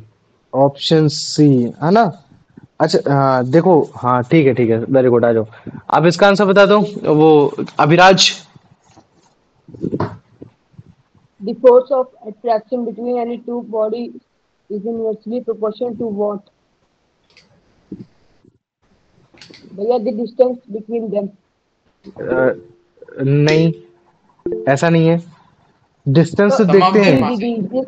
the square of distance between those हाँ very objects. Good. अच्छा देखो जब तुम लोग check करोगे ना, तो जैसे दूसरे वाले क्वेश्चन में चेक करोगे तो जल्दी जल्दी में लोग सोच क्या बोलते हैं, क्या भैया हमने पढ़ा था कि उनके मतलब क्या कहते हैं प्रोडक्ट ऑफ दियर मासेस होता है, तो डायरेक्टली आंसर लगा देंगे। नहीं, इस चीज को चेक करो कि डायरेक्टली क्या बोल रहा है और इनडायरेक्टली इनवर्सली क्या बोल रहा है। तो इनवर्सली में जब भी बोलेंगे तो हम लोग डिस्टेंस तो चेक करते हैं, लेकिन वो डिस्टेंस उसके सेंटर से कैसे चेक करते हैं, स्क्वायर के फॉर्म में चेक करते हैं, मतलब कि जस्ट उसका स्क्वायर। स्क्वायर करके चेक करते हैं। ये आ जाओ अनंत, इसका आंसर बताओ। In what direction does the gravitational force between two bodies act? Away, भैया, in what does the away बताओ। from the joining centers? एक अलोंग, अवे नहीं लिखा है वो, ठीक है। along along। हाँ along the line, away away बोल दोगे तो अलग हो जाएगा। अलोंग द हाँ line joining two the centre of two bodies, ये हो गया। आ जाओ अब इसका आंसर बता दो, मतलब क्या कहते हैं कि वो Kuldeep. Which statement correctly describes the relationship between gravitational force and the masses of two bodies? हम्म ये ऑप्शन बी। ऑप्शन बी पूरा पढ़ा कर भाई। The force is directly proportional to the product of their masses. Very good, है ना, ये हो गया। आ जाओ अब इसका आंसर बता दो अभिषेक। How is gravitational force related to the direction between two bodies? Direction लिखा है ये। Distance. Distance. पढ़ो। Option D. It is inversely proportional to square of distance. It is inversely proportional to the square of distance. तो फिर इसका option B हो जाएगा answer. तो उसने नहीं, ऑप्शन डी डी बोला। D D. नहीं कोई नहीं, एक सब शांत रहना। इसका आंसर क्या होगा? D. D, D for dog ना। हाँ, डॉग डॉग। हाँ ये है। आ जाओ। अब अबे यार चलो ठीक है, इसका आंसर बता दो, मतलब क्या कहते हैं वो दिव्यांशु। भैया किसका? हाँ ये थर्ड वाले का। What is the complete mathematical formula for the gravitational force F between two bodies with masses m1 and m2 at a distance r? Option A, F equal to m2 multiplied by m event. F equal to m1 multiplied by m2 multiplied by r2. Option B, F equal to g multiplied by m1 multiplied by m2 multiplied by r2. C, F equal to g multiplied by m multiplied by m2 बताओ upon मुझे। r2. भैया वो R2 बोल रहा है, वो R square है। हाँ वही तो। Shut up. बताओ पढ़ो भाई, बताओ मुझे इसका आंसर क्या होगा। मुझे बताओ, यूनिवर्सल लॉ ऑफ ग्रेविटेशन का इसका आंसर क्या होगा फिर। भैया अभिलाष तुम बताओ इसका इसका आंसर। भैया सी। C. वेरी गुड है ना, सी। एफ इज इक्वल टू, भाई देखो कुछ नहीं है, अगर मान लो कि मैं F is equal to G m1 m2 upon R square लिख रहा हूँ, तो इसमें मतलब क्या है, ये मल्टीप्लाइड में ही है। तो मैं एफ इज इक्वल टू मैं क्या लिख सकता हूँ, तुम्हारा जी तुम्हारा m1 multiplied by m2 upon R square ऐसे भी लिख सकता हूँ, है ना। तो वो कुछ नहीं है। अब देखो इन्होंने मासेस को बस केवल स्मॉल m से लिख दिया है और कुछ नहीं है, और उनको m2 m1 से लिख दिया। तो कंफ्यूज मत हो, कहीं कैपिटल 1 m2 आ जाएगा, कहीं तुम्हारा एक कैपिटल m एक स्मॉल m आ जाएगा। तो इनमें कंफ्यूज मत हो जाना कभी भी, ठीक है। अभी तो दूसरा क्वेश्चन है, ये तो बकवास है। इसमें बोल रहा है कि जो तुम्हारी पहली क्वेश्चन थी वो डायरेक्टली प्रोपोर्शनल थी m1 m2 के, ठीक है, और जो तुम्हारी दूसरी क्वेश्चन थी वो इनवर्सली प्रोपोर्शनल थी आर स्क्वायर के थे। तो मुझे बताओ कि कंबाइन करेंगे तो तुम्हारे कौन कौन से फाइनल इक्वेशंस में तुम्हारे बनेंगे। तो 1 और 2 होगा, चलो बेकार क्वेश्चन है। आ जाओ अब इसका आंसर बता दो, मतलब क्या कहते हैं कि वो भाई यश बताओ इसका answer. What is G in the universal law of gravitation formula? F is equal to G m1 m2 upon r square. Hmm A constant known as the universal gravitational constant. Hmm भाई option B. Option B, very good. आ जाओ अब इसका answer बता दो अनंत। The value of gravitational constant which depends on which of the following: the distance between the bodies, the masses of the bodies, the medium between the two bodies, none of the above. भैया इसका भाई क्या होगा बताओ। भैया इसका B होगा, B. अच्छा चलो अभिषेक तुम बताओ इसका आंसर। सी होगा, बी। सी। क्या होगा? पूरा पढ़ा करो, आंसर नहीं पढ़ पाते हो क्या तुम लोग? B, the distance between two bodies. चलो ठीक है, कुलदीप तुम पढ़ो इसका answer. The masses of the two bodies. ठीक है, अभिलाष तुम बताओ इसका answer. D none of the above. Very good, fantastic. अभी मैंने बताया कि universal law of gravitation constant किसी भी चीज पे डिपेंड नहीं करता कि तुम्हारे बॉडी के मासेस कैसे हैं, चाहे छोटा हो चाहे बड़ा हो, हर बार तुम्हारी वैल्यू कितनी है, 6.67 इंटू 10⁻11 न्यूटन मीटर स्क्वायर पर केजी स्क्वायर। नहीं मैटर करता कि तुम्हारे डिस्टेंस कितनी हो रखी है, नहीं मैटर करता कि तुम्हारा मास कितना हो रखा, नहीं मैटर करता कि तुम सेलेस्टियल में हो या तुम कहीं टेरेस्ट्रियल में हो रखे हो। तो इसके हिसाब से फिर वैल्यू जो तुम्हारी डी कह रही हो कहीं भी डिपेंड नहीं कर रही है। आप समझ में आ गया? थोड़ा ध्यान दो क्लास में, है ना। बस सोच लिया कि अरे यार distance between the two body या फिर तुम्हारा masses between the two body, तो तुम्हारे वो मतलब क्या कहते हैं ग्रेविटेशनल कांस्टेंट, तुम लोग ग्रेविटेशनल के साथ कांस्टेंट लगाए ना तो तुम लोग कंफ्यूज हो जा रहे हो, क्योंकि हम लोग का दो नाम आता है। एक आता है तुम्हारा यूनिवर्सल ग्रेविटेशनल, है ना, universal law of gravitation, sorry, है ना, जैसे जो हम पूरा लेता हूँ, ठीक है। क्या आएगा तुम्हारा? एक आएगा यूनिवर्सल लॉ ऑफ ग्रेविटेशन। तो तुम इस चीज को इससे कंफ्यूज हो जा रहे हो। ग्रेविटेशनल कांस्टेंट से कंफ्यूज हो जा रहे हो। तो इस चीज से कंफ्यूज मत हो, जब भी कहीं भी कांस्टेंट वर्ड लिख कर आ जाए ना तो तुम समझ जाओ कांस्टेंट मतलब कि उसको फर्क ही नहीं पड़ता, मैं तो कांस्टेंट ही रहूंगा, चाहे छोटी वैल्यू हो चाहे बड़ी वैल्यू हो, तो कहीं भी कांस्टेंट आ जाए समझ जाना कि उसको कहीं भी फर्क ही नहीं पड़ रहा है। ये है। तो मुझे बताओ इतना समझ में आ गया कि नहीं आ गया? अब हाँ भैया। हाँ आ भैया। गया, वेरी गुड अभिलाष। आ जाओ दिव्यांशु, इसका आंसर बताओ। If the distance between two bodies is doubled, how does the gravitational force between them change? It hmm, becomes 4 times greater. Uh, it becomes half as much. It becomes one fourth as much. भैया option C. Option C, very good. क्यों? क्योंकि double की बात कर रहा है। Double मतलब अगर मैं वन बाई जो मतलब क्या कहते हैं कि जो डिस्टेंस है डबल होगी, अब एक से लेकर दो हो गई, तो दो का स्क्वायर करेंगे तो कितना हो जाएगा? चार हो जाएगा, तो मतलब कि वन बाई फोर्थ हो जाएगा। वेरी गुड, आ जाओ। अब इसका आंसर बता दो, मतलब कि अभिषेक।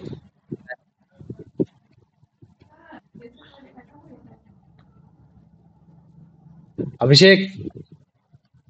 भैया नहीं है, मैं बताऊं? हाँ बताओ आनंद। Why या is option C. Newton's law of gravitation? चल कोई बात नहीं, पढ़ने दे अभिषेक को, पढ़ने दे, पढ़ो अभिषेक। अभिषेक। Why is Newton's law of gravitation called universal law? हाँ बताओ। Option C, because it is applied to all bodies with masses regardless of their size and location. Location, very good, fantastic, है ना? ये हो गया। फिर उसके बाद फिर हमने universal law of gravitation constant की यूनिट जानी, क्योंकि हमें पता है कि इसकी वैल्यू आती है ना, इस कांस्टेंट की एक वैल्यू आती है और उस कांस्टेंट की वैल्यू के साथ हमें एक यूनिट लगाना जरूरी है। तो सबसे पहले लाओ इसकी यूनिट ही निकाल लेते हैं। तो यूनिट अगर निकालना तो पहले फॉर्मूला लिखो, क्या है? F is equal to G M one upon M1 M2 upon R square. इसको क्या करोगे? रीअरेंज करोगे जी के फॉर्म में, तो रीअरेंज करके क्या मिला? F multiplied by R square M1 × M2, और फिर वैल्यू रख दोगे। फोर्स की न्यूटन हो गई, डिस्टेंस की मीटर हो गई। याद रखो जब भी हम लोग न्यूमेरिकल सॉल्व करेंगे ना तो वैल्यू हम लोग सेंटीमीटर या तुम्हारा किलोमीटर सॉल्व नहीं करेंगे, मीटर में करेंगे। इसका मतलब है कि अगर कभी भी तुम्हारा अगर मान लो कि अगर किलोमीटर में वैल्यू लिख रखी है तो हम लोग क्या करेंगे? उसको जस्ट तुम्हारा 1000 से मल्टीप्लाई करा देंगे, ताकि हमारा जो लॉ ऑफ मतलब यूनिवर्सल लॉ ऑफ ग्रेविटेशन है ना उस पे वो सही से काम ना आ पाए। और फिर मासेस पे क्या हो रखा है? केजी हो रखी है, तो हम क्या करेंगे? वैल्यू को रख देंगे न्यूटन मीटर स्क्वायर और तुम्हारा ये केजी स्क्वायर। तो इसको अच्छे से लिखोगे newton metre square KG square. और अगर मान लो कि इस फॉर्म में नहीं लिखना है, एक लाइन में लिखना है, तो तुम क्या लिखोगे? न्यूटन मीटर स्क्वायर पर केजी स्क्वायर। और अगर मान लो कि पर नहीं लगाना तो तुम क्या लिखोगे? न्यूटन मीटर स्क्वायर और केजी इनवर्स स्क्वायर। ये हो गया। आ जाओ अब इसका आंसर बता दो Kuldeep. Based on the formula G equals F into R square upon M1 into M2. What is the SI unit of gravitational constant G? Option B. पढ़ा कर, बार बार सबको बोल रहा हूँ, आंसर पढ़ोगे सबके सब। Nm option square NM, upon per kg square. NM, NM पढ़ोगे इसको? Newton. Newton. हाँ आगे Newton पढ़ो। meter square हाँ per kg न्यूटन। square. हाँ ये है ना, आ गया। चलो अब इसके बाद इसका आंसर बता दो, मतलब क्या कहते हैं यश। And Which of the following is an alternative way to write the SI unit of G? भैया newton metre square KG inverse square. Very option good, C. Option C, हाँ ये हो गया। आ जाओ अब इसके बाद फिर हमने क्या किया? इस यूनिवर्सल लॉ ऑफ ग्रेविटेशन की वैल्यू निकाली, ठीक है? तो पहले तुम इसको देखो, ये एक तरीके का कैवेंडिश मतलब क्या कहते हैं, एक तुम्हारा वो एक्सपेरिमेंट है जिसमें हमने क्या किया? 1 1 kg बॉल की तुम्हारे मतलब क्या कहते हैं सोने की तुम्हारी बॉल लगा दी। हाँ, दोनों के मास कैसे हो रखे हैं? 1 kg का हो रखा है, और इनके बीच में जो डिस्टेंस है वो भी तुम्हारा कैसे हो रखा है? 1 मीटर का हो रखा है ना?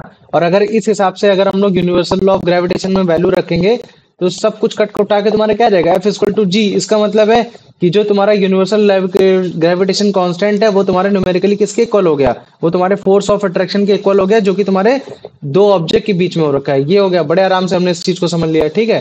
तो इस हिसाब से जब हमने वैल्यू निकाली तो कितनी वैल्यू निकल कर आई? वो आई 6.67 into 10⁻⁻11 newton metre square KG square, है ना? ये हो गया, ठीक है? अब मुझे मालूम नहीं, मैंने लाइफ में कभी ये वाला एक्सपेरिमेंट नहीं किया ना, तो मेरे कभी स्कूल वालों ने कराया इसको, ठीक है? तुम्हारे स्कूल में कराया कभी ये वाला एक्सपेरिमेंट? नहीं नहीं भैया। भैया। नहीं कराया ना? चलो ठीक, कोई बात नहीं, है ना? तो ये एक्सपेरिमेंट ही तुमको बता रहे कि हाँ यूनिवर्सल लॉ ऑफ ग्रेविटेशन के अकॉर्डिंग तुम्हारा कितने फोर्स से तुम्हारा मतलब क्या कहते हैं कांस्टेंट की वैल्यू आ रही है ना। तो जब तुम ये वैल्यू को देखोगे तो -11 है, मतलब कि जस्ट नीचे लेकर आओगे, डिनोमिनेटर बहुत ज्यादा बड़ा हो गया। और जब तुम्हारा डिनोमिनेटर बहुत बड़ा हो गया तो मतलब बहुत ज्यादा वीक हो गया, है ना। तो जो तुम्हारा ग्रेविटेशनल कांस्टेंट है, जो तुम्हारा फोर्स ऑफ ग्रेविटेशन है, उसकी वैल्यू बहुत ज्यादा छोटी हो रखी है ना। तो इसमें तुम्हें दो बॉल्स लेनी, केयरफुली एक्सपेरिमेंट करना है, जिसको उनको पास पास में रखना है, एक डेलीगेट थ्रेड से रखना है ना। तो उनके बीच के फोर्स को मेजर करोगे, जब फोर्स को मेजर करोगे तो वही तुम्हारा जी की वैल्यू तुमको बता देगा।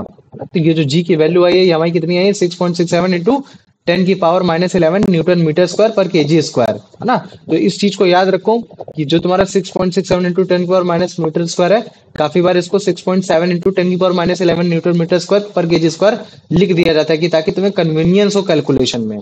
समझ में आ गया, ये है, बाकी उसमें कोई अंतर नहीं है। तो ये जो फॉर्मूला है F=G m1/m² ये हम कहीं भी लगा सकते हैं, है ना, कहीं भी लगा सकते हैं। और हर केस में जो तुम्हारी जी की वैल्यू आएगी कितनी आएगी, 6.67 इंटू 10⁻11 न्यूटन मीटर स्क्वायर पर केजी स्क्वायर, ये हो गया, है ना। जिनके मासेस तुम्हारे कोई भी हो, मैटर नहीं करता कि तुम्हारे मासेस छोटे हैं या वो है, लेकिन हमें डायरेक्शन ऑफ फोर्स मिल रहा है। तो इसका मतलब है कि जो तुम्हारा लॉ ऑफ ग्रेविटेशन है वो एक तरीके का कैसे क्वांटिटी हो गया, वो तुम्हारा एक तरीके का वेक्टर क्वांटिटी हो गया ना, क्योंकि जहां भी फोर्स आ जाएगा तो फोर्स का मतलब ही है कि वो एक कैसी होगी, वो एक वेक्टर क्वांटिटी, क्योंकि हम लोग सेंटर से तुम्हारे मास को मतलब क्या कहते हैं, डिस्टेंस को कैलकुलेट करते हैं 1/r² को। तो वेक्टर और स्केलर क्या होता है, ये भी मैंने बहुत अच्छे से पढ़ा रखा है। तो अभी आ जाओ, अब इसका आंसर बता दो। अभिराज, इसका आंसर बता भाई।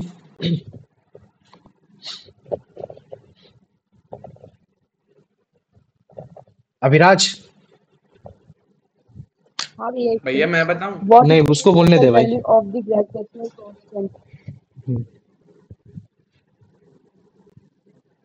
बताओ मुझे। भैया A option 6.67 into 10⁻11 very good, है न्यूटन ना। मीटर स्क्वायर पर केजी स्क्वायर। हाँ, अच्छा, तुम लोगों ने स्कूल में काफी बार ये सुना होगा ना, 9.8 मीटर पर हाँ सेकेंड भैया, स्क्वायर, yes. है ना।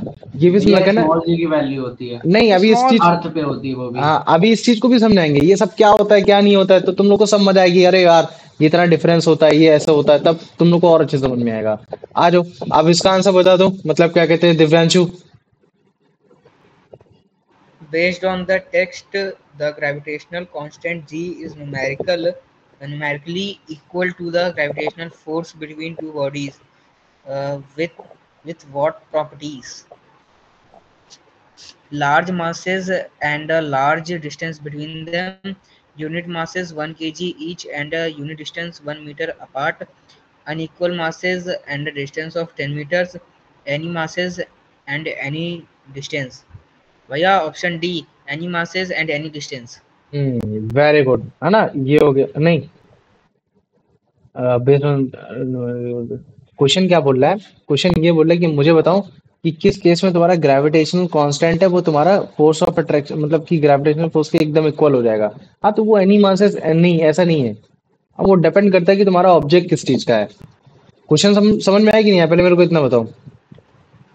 भैया बस थोड़ा सा समझ में आया था। अरे लेकिन कोई दिक्कत नहीं है, सुनो, मेरे फोर्स ऑफ इसमें कोई समझ ग्रेविटेशनल नहीं। कांस्टेंट। अरे नहीं नहीं, सही है, तुम भी सही हो, इसमें भी सही हो तुम। चाहे जितना मासेस ले लो, चाहे जितनी डिस्टेंस पे ले लो, हर बार वैल्यू तुम्हारी ग्रेविटेशन कांस्टेंट वैल्यू की जी इक्वल ही आएगा। जरूरी नहीं, वो तो हमने केवल एक सॉल्व कराने के लिए एक्सपेरिमेंट कैवेंडिश फॉर्मूला अच्छे से कंप्लीट हो पाए, तो उसके लिए हमने मास को 1-1 kg लिया, डिस्टेंस को 1 पार्ट किया है। इसका आंसर डी ही होना चाहिए, बी लिख रखा है इसमें, कोई दिक्कत नहीं, सही आंसर है। यश, इसका आंसर बताओ।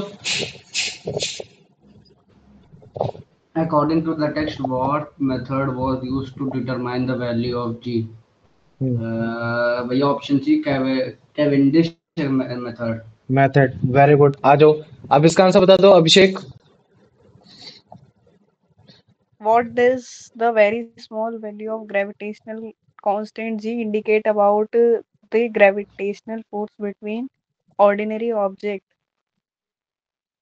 It is very strong, it is very weak, it is zero, it is not measurable. भैया ये क्वेश्चन समझ नहीं आया। क्वेश्चन ये बोल रहा है कि जो तुम्हारी ग्रेविटेशन वैल्यू जो तुम्हारी बहुत छोटी आई है, इस वजह से, क्योंकि वो ऑर्डिनरी ऑब्जेक्ट मतलब है, क्योंकि उनके मासेस कम है, तो उसकी वजह से जो तुम क्या देख पा रहे हो कि उनका जो ग्रेविटेशन फोर्स है वो क्या होगा, बहुत कम होगा, ज्यादा होगा, एकदम नहीं होगा, ये तो मेजर कर ही नहीं सकते। डी। नहीं, और बताओ। कुलदीप, तुम बताओ इसका आंसर। भैया ऑर्डिनरी ऑब्जेक्ट मतलब ऑर्डिनरी ऑब्जेक्ट जिनका मासेस ज्यादा नहीं, ऑर्डिनरी ऑब्जेक्ट्स जो आपके आसपास रहते हैं, जैसे पेन, किताब, ये सारी चीजें। तो यही बोल रहा है कि जो हमने ग्रेविटेशनल कांस्टेंट वैल्यू निकाला वो तुम्हारा बहुत छोटा आया, है ना। और वो छोटा आया, वो हर बार छोटा होता है। और अगर मान लो कि वो छोटी वैल्यू इस वजह से निकल कर आई क्योंकि वो उस जगह हमने चेक किया वो ऑर्डिनरी ऑब्जेक्ट था, तो इस हिसाब से जो तुम्हारा उनके बीच में जो ग्रेविटेशनल फोर्स है वो कैसा होगा, बहुत स्ट्रांग होगा, बहुत वीक होगा, या जीरो होगा, या तो आप मेजर कर ही नहीं सकते, वीक होगा। वीक होगा। और रही बात आंसर डी की, तो भाई न्यूटन बाबा ने ऑलरेडी बोल रखा है, चाहे बॉडी छोटी हो चाहे बड़ी, उनके बीच में कुछ ना कुछ फोर्स ऑफ अट्रैक्शन रहता ही रहता है। अब किसी का फोर्स ऑफ अट्रैक्शन कम रहता है, किसी का फोर्स ऑफ अट्रैक्शन ज्यादा रहता है, वो इस चीज पर मैटर करता है कि तुम्हारा मास कितना ज्यादा है, उस बॉडी की, दो बॉडी के बीच में मास कितना ज्यादा हो रखा है। ये है। आ जाओ, अब इसका आंसर बता दो आनंद। How was the value of gravitational constant G determined in the experiment mentioned above in the text by measuring the gravitational force between the heavy gold balls? ठीक है, बाकी तो और कोई ऑप्शन में आंसर नहीं है ना।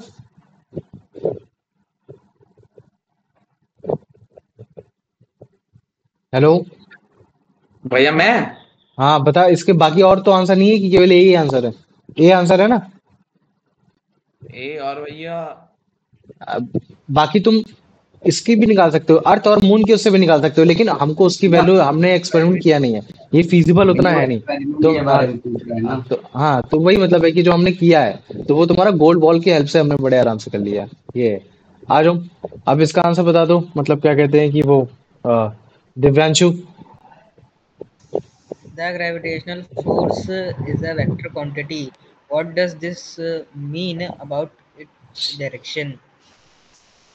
It has a random direction. It acts perpendicular to the objects. It acts along the line joining the centers of mass of the two bodies. It only acts in the downward direction. Via option C. Very good. पहले तो बोला कि gravitation एक vector quantity है, इसका मतलब है कि उसमें डायरेक्शन होगी, तो फिर कौन से डायरेक्शन में? तो तुम क्या बोलोगे कि भाई उनके सेंटर, जो मास के जो सेंटर है ना, वहां से एक लाइन जाती है, तो square of the distance between होता है, और वहीं से तुम्हारा फोर्स ऑफ अट्रैक्शन भी जनरेट हो रहा होता है। तो ये हो गया। आ जाओ, अब इसका आंसर बता दो, मतलब क्या कहते हैं कि वो अर्पित, अर्पित बोलो, Abhiraj Abhiraj. By convenience in numerical calculation, what approximate value of G is often used? यहाँ कन्वीनियंस की भैया बात की ए गई है, ऑप्शन ए भी हो सकता है, बी भी हो सकता है, लेकिन यहाँ कन्वीनियंस की बात की गई है। क्वेश्चन को ध्यान से पढ़ो ना, किसकी बात की गई? कन्वीनियंस की भैया बात बी की गई। ऑप्शन है ना, 6.7 6.6। into 10 to the power minus। वरना बाकी ये ऑप्शन भी सही है ना, लेकिन कन्वीनियंस के हिसाब से हम लोग बी भी ले सकते हैं। ठीक है, तो उसके बाद हमने समझ लिया कि हाँ यार, जो तुम्हारा मतलब कि ग्रेविटेशनल फोर्स है, जो भी हम लोग ऑब्जेक्ट में चेक कर रहे हैं, वो स्मॉल में भी चेक कर सकते हैं, बिग में भी चेक कर सकते हैं। अगर मान लो कि स्मॉल है, एक एक केजी का, 1 मीटर अपार्ट है, तो जो उनकी वैल्यू आ रही फोर्स ऑफ अट्रैक्शन वो कितनी आ रही? 6.67 इंटू 10⁻11 न्यूटन। मतलब कि अगर तुम इसको अच्छे से लिखोगे तो कैसे लिखोगे? 6.67 अपॉन 10⁻11। डिनोमिनेटर बहुत बड़ा हो गया, मतलब कि जो वैल्यू आएगी बहुत .000001, मतलब बहुत ज्यादा छोटी वैल्यू आएगी। तो जब बहुत ज्यादा छोटी वैल्यू आएगी तो इसका मतलब है कि इनके बीच में फोर्स ऑफ अट्रैक्शन कम है। क्यों? क्योंकि हमें पता चला कि इनका मास कम हो रखा है ना। तो जब भी कोई दो ऑब्जेक्ट जिनके मासेस कम हो रखे हैं, तो उनके बीच में जो न्यूटन का जो फोर्स लगता है, force of attraction, gravitational force जो लग रहा है, वो भी बहुत कम हो रखा है। तो यहाँ देखो, अगर यहाँ न्यूटन की जगह, और यहाँ न्यूटन की जगह मैं केजी मीटर पर, वो सॉरी, न्यूटन मीटर स्क्वायर पर केजी स्क्वायर, यहाँ जी लिख देता तो अलग वैल्यू आ जाती। ये तुम्हारा फोर्स की वैल्यू बता रहा है, और ये फोर्स कौन सा है? तुम्हारा अट्रैक्टिंग फोर्स है, मतलब कि ग्रेविटेशनल फोर्स है, कि मैं तेरे को कितना घसीट पा रहा हूँ, ये वो फोर्स बताने की कोशिश कर रहा है। तो तुम कंफ्यूज हो सकते हो, है ना, कि अबे भाई ये मतलब क्या कहते हैं, 6.67 इंटू 10⁻11 जी की वैल्यू होती है ये। तो तुम यूनिट को हमेशा चेक करना, अगर यूनिट आ रहा है न्यूटन मीटर स्क्वायर पर केजी स्क्वायर, तो तुम तुरंत समझ जाना कि भाई ये उसकी बात कर रहा है, मतलब कि ग्रेविटेशनल कांस्टेंट की बात कर रहा है, जो कि कभी चेंज नहीं होगा। लेकिन अगर मान लो कि ये वैल्यू ऐसी आ जाती है, 6.67 इंटू 10⁻11 न्यूटन, केवल ये आ जाती है, तो तुम समझ जाना कि यार ये जो फोर्स है, फोर्स ऑफ अट्रैक्शन है, ये कोई दो बॉडी के बीच में है, जिनका मासेस एक एक केजी का हो रखा है, और 1 मीटर डिस्टेंस अपार्ट में हो रखे हैं। लेकिन ये जो फोर्स ऑफ अट्रैक्शन ये बढ़ भी सकता है घट भी सकता है। अब वो इस चीज पर डिपेंड करेगा कि मास कैसा हो रखा है ऑब्जेक्ट का। तो इस चीज को समझने की कोशिश करना। अगर कहीं 6.67 इंटू 10 की पावर न्यूटन लेकर आ रहा है, समझ जाना कि दो मॉस कितने एक एक केजी के 1 मीटर अपार्ट है। इसी वजह से उनका जो फोर्स ऑफ अट्रैक्शन है, ग्रेविटेशन फोर्स है, वो बहुत ही ज्यादा कम हो रखा है ना। इसी वजह से देखो ये जितनी भी चीजें तुमको दिख रही घर में, है ना, जहां जहां चीजें तुम देख पा रहे हो, सब चीजें कर पा रहे हो, वो हर एक चीजें एक दूसरे से अट्रैक्ट करने की कोशिश करे, लेकिन मूव नहीं कर पा रही। क्यों नहीं मूव कर पा रही? क्योंकि उनके जो बीचेस का जो मास है वो बहुत कम हो रखा है। लेकिन एक बॉडीज है जो हमारे मतलब क्या कहते हैं, यूनिवर्स में काफी सारी बॉडीज है। जैसे अगर मैं अपने अपने सेलेस्टियल अपने सोलर प्लेनेट की बात करूंगा, तो उसमें सन हो गया, अर्थ हो गया, मून हो गया। इनकी ग्रेविटेशनल फोर्स बहुत ज्यादा लार्ज है। इसी वजह से हम कोई भी पत्थर को जब भी फेंकते हैं तो तुरंत नीचे आ जाता है। वो क्यों आ जाता है? क्योंकि जो अर्थ का जो मास है वो काफी बड़ा हो रखा है, और इसी बड़े होने की वजह से वो क्या कर रहा है, वो जो ऑब्जेक्ट है वो उसको नियर जाते हुए हमें दिखेगा। ठीक है, अभी रुको। ओहो, ठीक है, एक सेकंड रुकना। ठीक है, इसको भी दिखा देते हैं, है ना। ये देखो, है ना, ये जैसे पत्थर है, इसको हमने छोड़ा, अभी हमने कुछ नहीं किया, लेकिन फिर भी तुम्हारे नीचे जा रहा है, मतलब कि फोर्स ऑफ अट्रैक्शन लग रहा है। फोर्स ऑफ अट्रैक्शन इतना ज्यादा लग रहा है, क्यों? क्योंकि इसका मास बहुत ज्यादा है। किसका मास? क्या ऑब्जेक्ट का मास है? नहीं, तुम्हारे अर्थ का मास बहुत ज्यादा है। तो इसी वजह से जो उसकी न्यूटन की जो वैल्यू आई है, वो उसकी न्यूटन की वैल्यू बहुत ज्यादा है। लेकिन एज कम्पेयर टू इन घरों को देखोगे, तो इन घरों में तुम्हारी चीजें ऐसी जगह रखी हुई है, तो उनका क्यों नहीं आ रहा? क्योंकि उनके बीच में जो अट्रैक्शन फोर्स में जो न्यूटन फोर्स है, वो बहुत कम हो रखा है। वो कैसा हो रखा है? वो बहुत कम हो रखा है। तो अभी हमने स्मॉल ऑब्जेक्ट में तो निकाल लिया, जिसकी वैल्यू क्या है तुम्हारी, अगर छोटी से छोटी वैल्यू निकालेंगे तो कितना है? 6.67 इंटू 10 की पावर -11 न्यूटन। मतलब कि अगर इतना फोर्स ऑफ अट्रैक्शन है, तो हमको बॉडी मूव करते हुए नहीं दिखाई देगी, कोई मूवमेंट हमको नहीं दिखाई देगा। तो अब हम लोग कुछ ऐसे भी केसेस लेंगे जिनमें जो बॉडी के जो मास है सब बहुत ज्यादा है, और इनमें केसेस किस चीज के लेंगे? तुम्हारे अर्थ हो गए, ये सारे हो गए, तो उनको हम लोग चेक करने की कोशिश करेंगे। लेकिन उससे पहले आंसर सॉल्व करो, आ जाओ। आज अभिषेक, इसका आंसर बताओ। What is the magnitude of gravitational force of attraction between two balls, each with mass 1 kg, placed 1 meter apart? Option B. Option B है ना, यहाँ मैग्नीट्यूड पूछ रहा हूँ। मतलब मुझे बताओ ग्रेविटेशनल फोर्स की कितनी वैल्यू है ना। तो कितना? 6.67 इंटू 10 की पावर -11 न्यूटन। आ जाओ अनंत, इसका आंसर बताओ। The calculation in the text states that gravitational force between two small ordinary object is very less. B, option B. अगर कहीं भी ऑर्डिनरी ऑब्जेक्ट आ जाए, समझ जाना कि वेरी लेस की बात करा है। कुलदीप, भैया कुलदीप नहीं क्लास में। चलो ठीक है, तुम बताओ यश। To calculate the force of attraction between two balls, which value of G was used? भैया ऑप्शन डी 6.67 इंटू 10 की पावर -11। वेरी गुड, ये हो गया। आ जाओ अब इसका आंसर बता दो, Aviraj. Why do objects on Earth like two chairs in a room not move towards each other due to gravity? भैया option B, the gravitational force between them is very small. Very good, आ जाओ Divyanshu. When does the gravitational force between objects become very large? When both objects are very small, when both objects are terrestrial, when at least one of the bodies has very large mass, when the objects are in outer space. भैया option C. Option C है ना, कोई भी दो masses में किसी एक का मास ज्यादा हो। ये आ जाओ अब इसका आंसर बता दो अनंत। The gravitational force between the Earth and another object is considered large because of what factor? भैया इसका हो जाएगा क्वेश्चन पूछ रहा है the कि बोल रहा है कि Earth's जो अर्थ और large जो तुम्हारा ऑब्जेक्ट के बीच में जो हम लोग ग्रेविटेशन फोर्स चेक करते हैं, वो किस चीज पे ज्यादा मैटर करेगा? या उसके बाहर का ऑब्जेक्ट वो ऑब्जेक्ट के वेट नहीं, ऑब्जेक्ट जो वो क्या बोल रहा है, अनदर ऑब्जेक्ट वो इनसाइड द अर्थ बोल रहा है। तो किस चीज पे ग्रेविटेशनल फोर्स ज्यादा मैटर करेगा? ऑब्जेक्ट के वेट इनसाइड पे, या अर्थ के तुम्हारे मास पे, या फिर तुम्हारे ऑब्जेक्ट के साइज पे, या फिर जो तुम्हारा ऑब्जेक्ट और जो तुम्हारा अर्थ के जो डिस्टेंस उस पे ज्यादा मैटर करेगा? किस पे मैटर कर जाएगा? भैया अर्थ के साइज पे। हाँ, अर्थ के नहीं मास नहीं, पे, साइज पे ऑब्जेक्ट नहीं। के साइज पे, कदे मास पे। कंसेप्ट अभी सही से नहीं आएगा समझ में? बस कंफ्यूजन हो रही है भैया थोड़ी सी, बताओ बताओ, कंफ्यूजन बताओ, तभी तो सॉल्व करेंगे। कि वो यूट्यूब वाले टीचर थोड़ी नहीं उसमें जो सुन के पूछ रहा चले जाएंगे। था, बताओ, पूछो क्या कंफ्यूजन है। वो अर्थ के बाहर वाला ऑब्जेक्ट लग रहा था मेरे को, या फिर वो अभी दूसरा, मैंने बोला ना कि कि अर्थ के उसका। इंटीरियर ऑब्जेक्ट है। अब मुझे बताओ, तो अगर अर्थ के इंटीरियर ऑब्जेक्ट से तुम्हारे अर्थ का ग्रेविटेशन फोर्स चेक किया जा रहा है, तो सबसे ज्यादा क्या चीज मैटर करेगा? कंसीडर लार्ज, है ना? बोल रहे हैं ना कि जो तुम्हारा ग्रेविटेशन फोर्स है अर्थ और दूसरे ऑब्जेक्ट के बीच में, वो ज्यादा है। वो किस चीज पे ज्यादा मैटर कर रहा है? ऑब्जेक्ट के वेट पे कर रहा है या तुम्हारे अर्थ के वेट पे कर रहा है? क्योंकि मास मतलब यहाँ वेट ही समझ सकते हो। अर्थ के मास पे कर रहा है, या फिर ऑब्जेक्ट के साइज पे मैटर कर रहा है, या फिर तुम्हारे डिस्टेंस की मैटर कर रहा है, ऑब्जेक्ट उसकी मैटर कर रहा है? बताओ मुझे। या अर्थ के मास पे। अर्थ के मास पे, है ना? क्योंकि अर्थ के मास के अगेंस्ट में ऐसा कोई भी मास नहीं है जो अर्थ में एग्जिस्ट करता हो। ऐसा है क्या कि जो अर्थ से भी बड़ा है वो अर्थ में रह रहा हो? है क्या? नहीं भैया, नहीं है ना? पॉसिबल ही नहीं है। पॉसिबल ही नहीं है, तो फिर वही तो चीज है। तो फिर इसका आंसर क्या हो जाएगा? ये हो गया। आ जाओ, अभिषेक इसका आंसर बताओ। According to the text, what is the reason that objects thrown upward fall back to the earth? Option C, the large gravitational force between the earth and the object. Very good. अच्छा देखो, हम लोग समझ चुके हैं कि हाँ, अगर छोटा ऑब्जेक्ट है तो उनमें जो ग्रेविटेशनल फोर्स है वो बहुत कम है। कितना है? 6.67 इंटू 10⁻⁻11 न्यूटन आ रहा है ना? और ये तब आता है जब हम लोग मास कितना लेते हैं मासेस का।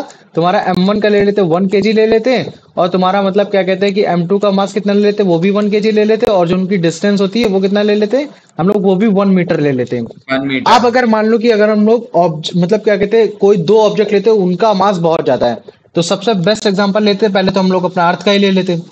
अगर मैं अर्थ की मास की बात करता हूं, तो जो अर्थ का जो मास होता है, कोई बता सकता है अर्थ का मास कितना होता है?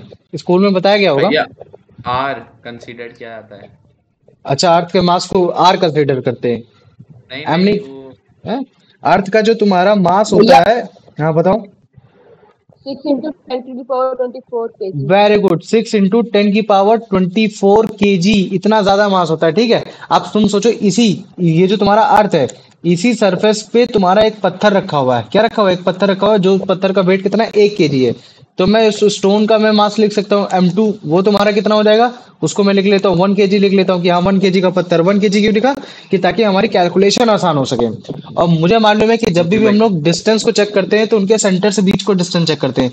तो जब मैं सेंटर चेक कर रहा होता हूँ तो लगभग लगभग ये क्या कहते हैं, अर्थ के रेडियस के बराबर ही आता है।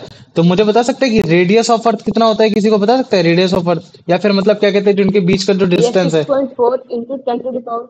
वेरी 11। गुड। कितना होता है? 6.4 इंटू 10⁻³ किलोमीटर होता है वैसे तो। ठीक है, लेकिन अगर मान लो कि अगर मुझे इस किलोमीटर को अगर मीटर में चेंज करना, तो मुझे क्या करना पड़ेगा? बताओ मुझे।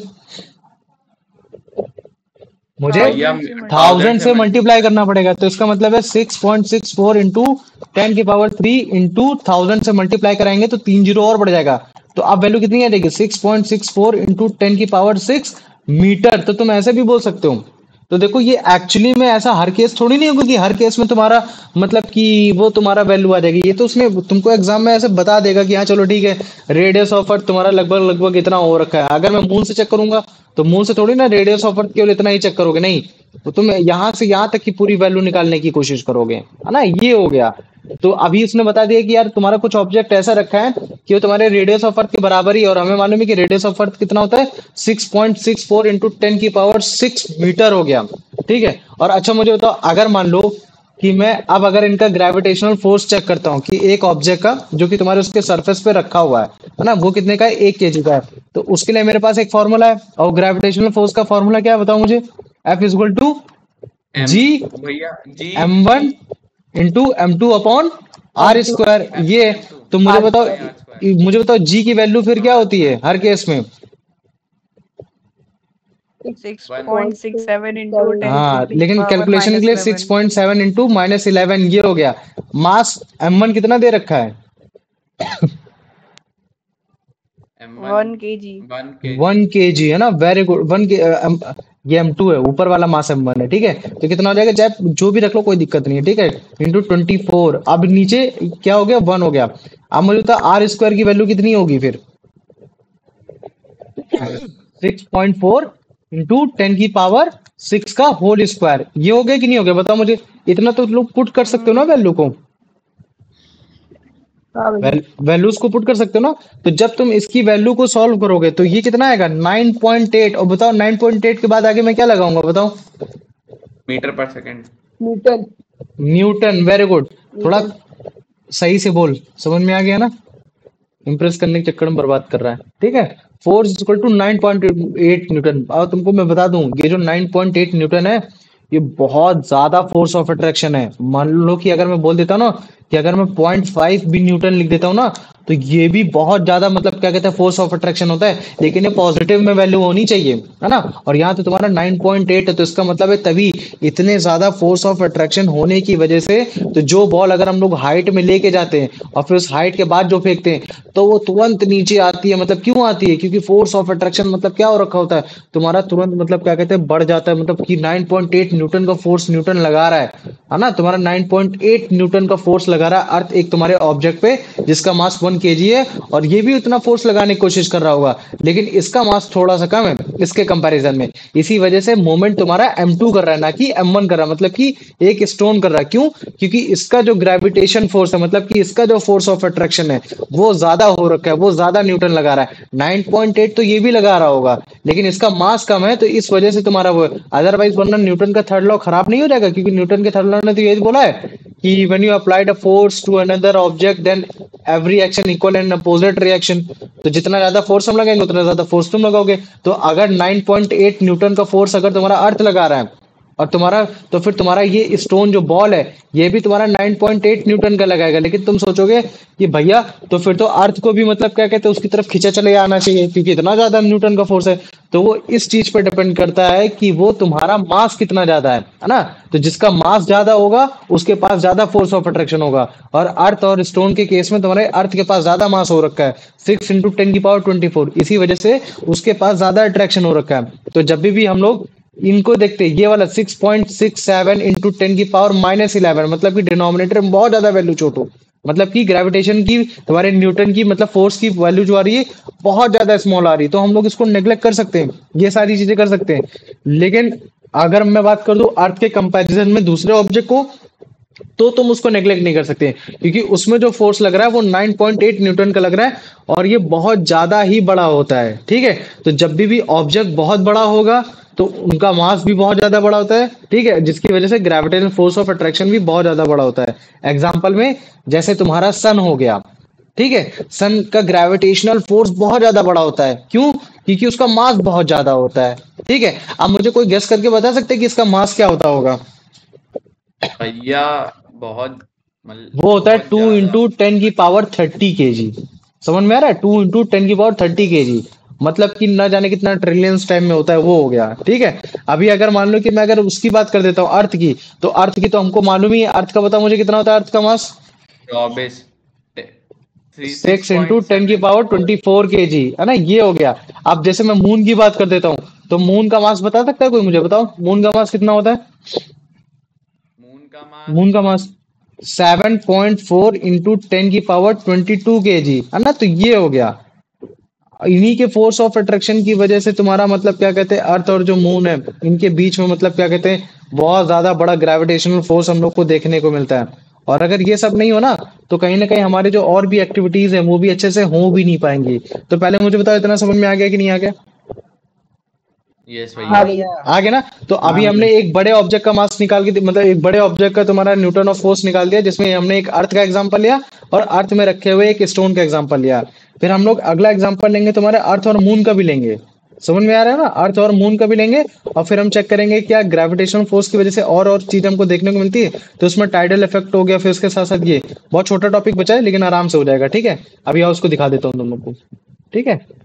तो ये देखो, यही चीज मैंने बताने की कोशिश की। ये तुम्हारा अर्थ है, अर्थ में सरफेस पे रखा हुआ तुम्हारा मतलब 2D में तुम्हारा 1 kg बॉल हो रखा है ना, जिसमें तुमको गिवन करके बता दिया कि हाँ देखो, मास जो है अर्थ का वो 6 इंटू 10⁻24 kg है, अर्थ का जो रेडियस है, क्योंकि जो जिसके बीच की जो डिस्टेंस है लगभग रेडियस के बराबर ही है, तो 6.64 इंटू 10 की पावर 3 किलोमीटर चेंज करोगे तो ये कितना आ जाएगा मीटर में, 6.64 इंटू 10 की पावर 6।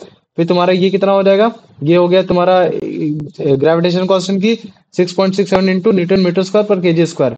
फॉर्मूला में पुट करोगे तो वैल्यू कितनी आएगी तुम्हारी, उससे पहले तुमको रेडियस को चेंज करना है, तुमने रेडियस को चेंज कर लिया, फिर वैल्यू को पुट करोगे तो आ गया 9.8 न्यूटन आ गया, है ना। और ये 9.8 न्यूटन हमको यही बता रहा है कि ये जो 1 केजी बॉल ऑफ मास में जो अर्थ ने जो फोर्स लगाया है 9.8 न्यूटन का, ये कंपैरेटिवली बहुत लार्ज हो रखा है ना, जिसकी वजह से हाइट पे अगर उस ऑब्जेक्ट को गिराओगे तो अर्थ उसको अपनी तरफ अट्रैक्ट कर लेगा, है ना। तो हम डिस्कशन में अपने ये कंक्लूजन ला सकते हैं कि हाँ, अगर एक 1 केजी की बॉल है तो उनके बीच में जो ग्रेविटेशन फोर्स है 6.67 इंटू 10 की पावर 11 न्यूटन, वो बहुत ज्यादा छोटा हो रखा है जैसे कि इस केस में।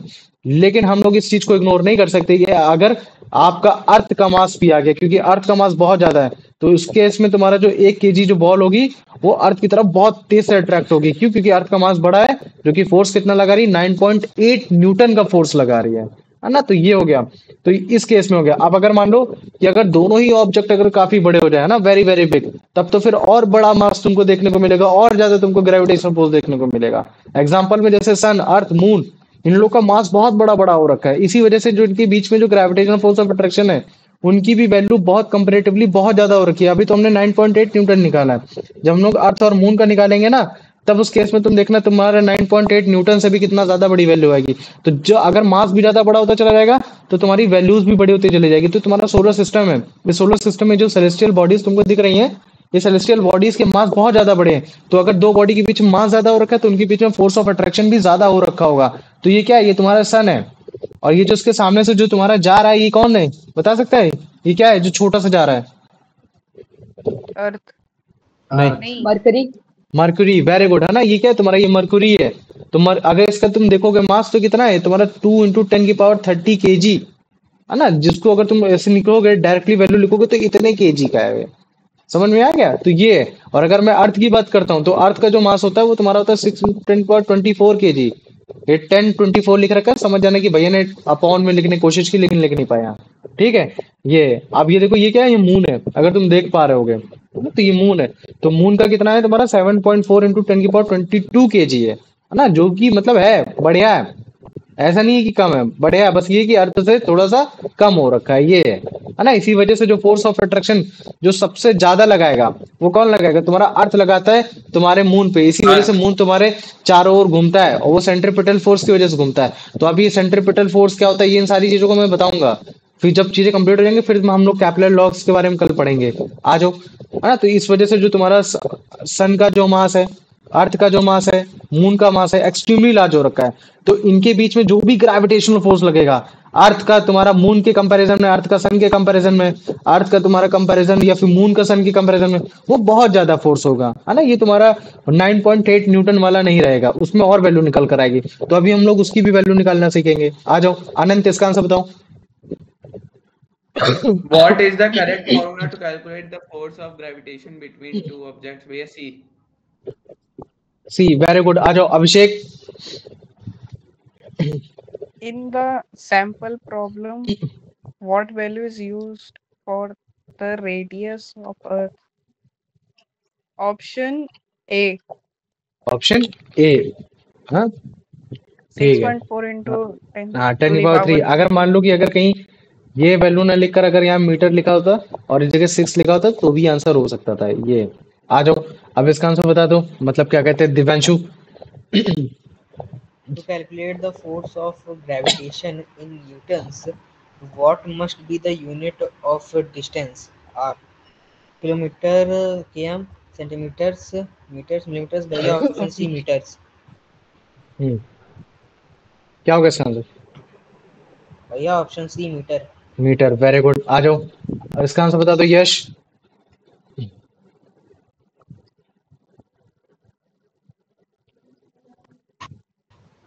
According to the sample problem, what is the force of gravitation exerted by the Earth on a 1 kg ball on its surface? वही ऑप्शन सी 9.8 न्यूटन। ठीक है, वेरी गुड। आ जाओ, अब इसका आंसर बता दो, मतलब कुलदीप, अगर कुलदीप नहीं है तो फिर अभिषेक। नहीं हाँ कुलदीप नहीं तो अभिषेक, हाँ ठीक बताओ। Based on the provided text, what is the mass of the sun?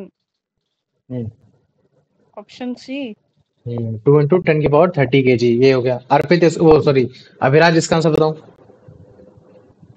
Why is it gravitational force between celestial bodies like Sun, Earth, and Moon considered extremely large? हम्म भैया option C because they have extremely large masses. They have extremely large masses, very good. आ जाओ अब इसका answer बता दो, मतलब क्या कहते हैं अनंत। The gravitational force of attraction became extremely large when the following is true. Both objects have large masses. Both objects have large masses, very good. अगर यश है तो यश आंसर दे, नहीं तो फिर दिव्यांशु दे दे answer. According to the text, which of the following has the smallest mass? इन चारों में से बताओ। डी ऑप्शन को छोड़ दें। भैया ऑप्शन सी। वरना फिर तुम सोचोगे भैया प्लैनेट तो अर्थ से और मून से भी बहुत छोटे होंगे ना, तो फिर तुम उनको आंसर देने कुछ। प्लैनेट तो ये वैसे 8 प्लैनेट है, तो सबसे बड़ा जुपिटर भी हो सकता है। अरे तो प्लैनेट जरूरी थोड़ी ना, हम अपने सोलर सिस्टम की बात कर रहा हूँ, हम दूसरे सोलर सिस्टम की भी तो बात कर सकते हैं। तो फिर भैया उसमें तो और बड़े बड़े प्लैनेट्स भी हैं। हाँ तो उसमें और भी बड़े बड़े प्लैनेट है, तो इन ऑप्शंस के हिसाब से मतलब ये बताना है कि इनमें से कौन सा तुम्हारा स्मॉलेस्ट मास कंसिडर करता है।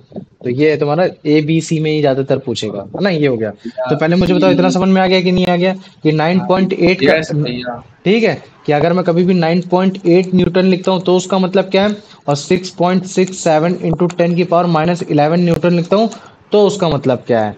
आ गया ना, कि मतलब नीचे वाले का भैया। तुम्हारा ग्रेविटेशनल फोर्स बहुत कम हो रखा है। क्यों हो रखा है? क्योंकि मासेस तुम दोनों कितने ले रखे हो, 1 1 kg का ले रखा है, मीटर है ना। ये हो गया। और जो तुम्हारा ऊपर वाले का सीन गया है, तुमने मास एक का लिया है, मतलब क्या कहते हैं 6 इंटू 10⁻24, और एक का मास लिया 1, तो एक का मास ज्यादा होने की वजह से ग्रेविटेशनल फोर्स भी बहुत ज्यादा बढ़ गया, लेकिन दूसरे का मास तो 1 था। यार अब अगर मान लो कि मैं कोई एक ऐसा ऑब्जेक्ट ले लेता हूं जिन दोनों का मास ज्यादा हो, तो हमें पता चल गया कि यार अगर दो ऑब्जेक्ट हैं, दोनों ऑब्जेक्ट्स के तुम्हारे मास बहुत ज्यादा है, तो उनके बीच में ग्रेविटेशन फोर्स भी ज्यादा होना चाहिए। तो और एक काम करते हैं हम लोग, मून और अर्थ का मतलब क्या कहते हैं ग्रेविटेशनल फोर्स निकालने की कोशिश करते हैं।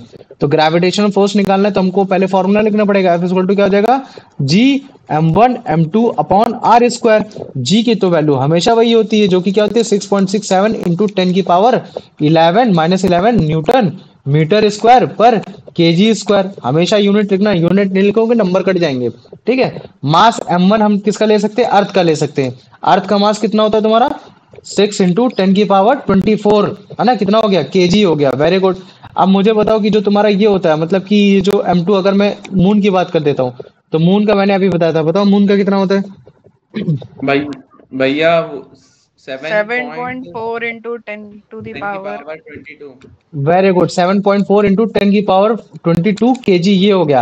और मुझे मालूम है कि ये अगर आपका अर्थ है, ये आपका मून है, तो उनके सेंटर से तुम्हारा मतलब क्या कहते हैं डिस्टेंस को कैलकुलेट किया जाएगा। तो अभी के रूप में अगर मैं तुमको डिस्टेंस मतलब कि तुम्हारे आर की अगर मैं वैल्यू बता दूं, तो जो तुम्हारे आर की जो वैल्यू होती है वो लगभग होती है 3.84 इंटू 10⁵ किलोमीटर। अब मुझे बताओ क्या किलोमीटर में कभी भी आंसर लिखा जाता है? नहीं, नहीं भैया। क्योंकि यहाँ तुम्हारा ये जो यहाँ जो डिस्टेंस है वो तुम्हारा मीटर में हो रखा है। तो इसका मतलब है कि मैं मल्टीप्लाइड बाय कितना करूंगा, इसमें 100 करूंगा, 1000 करूंगा। तो जब 1000 करूंगा तो 3.84 इंटू 10 की पावर कितना हो जाएगा, 8 10 की पावर मीटर हो 8। जाएगा। ये हो जाएगा। अब इन्हीं वैल्यूज को क्या करना है, मुझे इस फॉर्मूला में पुट करना है। तो चलो मैं फॉर्मूला में पुट कर दे रहा हूँ। तो जी की वैल्यू मैंने लिख दिया 6.67 इंटू 10⁻11। मास m1 कितना हो गया 6 इंटू 10⁻24, और तुम्हारा मून का कितना हो गया 7.4 इंटू 10⁻22। और जो तुम्हारा रेडियस है, मतलब रेडियस बोलो सॉरी डिस्टेंस है, वो तुम्हारा कितना है 3.8, इसको स्क्वायर नहीं किया, ठीक है, ये ठीक है 3.84 इंटू 10⁻8, और ये तुम्हारा क्या हो जाएगा, इसका स्क्वायर बोल देंगे। ये हो गया। तो जब मैं इसको सॉल्व करूंगा तो जो तुम्हारा ग्रेविटेशनल फोर्स, जो force of attraction between earth और जो तुम्हारा मून आएगा, पता है कितना आएगा, वो 2.01 इंटू 10⁻20 न्यूटन। तुम समझ रहे हो कहाँ तुम्हारा ये 9.8 न्यूटन और कहाँ तुम्हारा मतलब 2.1, या फिर अगर दो भी मान लो तो दो के बाद तुम 20 जीरो लगा दो तो तुम उतने न्यूटन का फोर्स लगा रहे हो। इसका मतलब है कि अर्थ और मून जब आपस में एक दूसरे के नजदीक होते होंगे तब तो ये और भयंकर मतलब क्या कहते हैं न्यूटन फोर्स लगाते हैं। क्यों? क्योंकि डिस्टेंस रिड्यूस, तुम्हारा ग्रेविटेशनल फोर्स इंक्रीज। क्यों? क्योंकि वो इनवर्सली प्रोपोर्शनल हो रखा है ना। तो इस चीज को याद रख लेना, जितने ज्यादा मासेस हमको देखने को मिले, अर्थ का मास बढ़ा, मून का मास बढ़ा, डिस्टेंस वैसी ही है, लेकिन अगर मान लो, क्योंकि हमें मालूम है कि तुम्हारा जो मून होता है एक बार एपेगी फॉर्म करता है, एक बार पेरिगी फॉर्म करता है। एपेगी वो लोकेशन होती है जब तुम्हारा मून सबसे ज्यादा दूर होता है, पैरेगी वो लोकेशन होती है जब तुम्हारा मून सबसे ज्यादा हमारे पास होता है। तो जब सबसे पास होगा तब ये जो फोर्स है, जो ग्रेविटेशनल फोर्स है, उसकी वैल्यू और ज्यादा बड़ी होगी।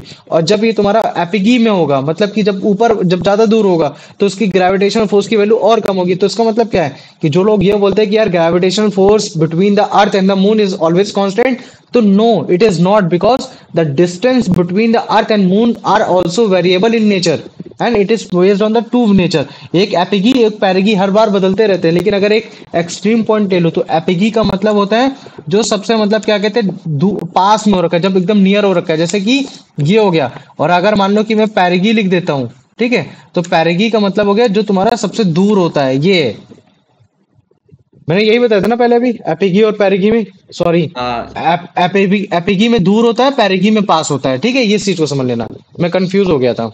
ठीक है, ये है।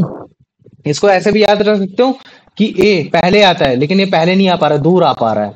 पी ए के कंपैरिजन में बाद में आता है, लेकिन ये सबसे पहले आ जा रहा है। इसका मतलब है कि मून पास में। तो मैंने ऐसे रटने की कोशिश की थी इसको। तो पहले मुझे बताओ, इतना समझ में आ गया कि नहीं आ गया, या इसमें अभी किसी को कोई डाउट है? आ गया भैया। आ गया ना, चलो वेरी गुड। तो देखो, ऐसे मतलब नॉर्मल से क्वेश्चन दे सकता है, लेकिन हाँ, लेकिन जब भी क्वेश्चन देगा तो वो हमेशा तुमसे मतलब क्या कहते हैं उस चीज को पुट करा देगा, वैल्यू को पुट करा देगा कि हाँ चलो ठीक है, मास मैंने बता दिया अर्थ का 6.74, मून का बता दिया, और उनके बीच की डिस्टेंस भी बता दी 3.84 इंटू 10⁵ किलोमीटर। अब मुझे बताओ कि उनके बीच में जो फोर्स एक्सर्ट किया जा रहा है, मतलब gravitation force, force of attraction है, वो कितना है। तो जी तो हमेशा कांस्टेंट ही रहेगा, तो ये हमने लिख ही दिया। कि हम जब फॉर्मूला में पुट करेंगे, तो जब फॉर्मूला में पुट करेंगे तो उसका आंसर क्या आएगा तुम्हारा, है ना। पहले हम लोग क्या करेंगे, डिस्टेंस को कैलकुलेट करेंगे, क्योंकि यहाँ किलोमीटर में है, और ये हर बार तुमको हर पेपर में किलोमीटर में आएगा। क्यों? क्योंकि तुम्हारे कैलकुलेशन को मिस्टेक करने के लिए। तो क्या करोगे, 1000 से मल्टीप्लाई करोगे तब मीटर में आंसर है। तो 3 इंटू 8 पावर 10⁸ मीटर हो गया, ये हो गया। फिर उसके बाद क्या, फॉर्मूला में पुट करोगे तो वैल्यू होगी 2.01 इंटू 10⁻20 न्यूटन, जो कि 9.8 न्यूटन के कंपैरिजन में बहुत ही ज्यादा हो रखी है ना। तो इन लोग के बीच में जो तुम्हारा ग्रेविटेशनल फोर्स है वो बहुत ज्यादा है। क्यों?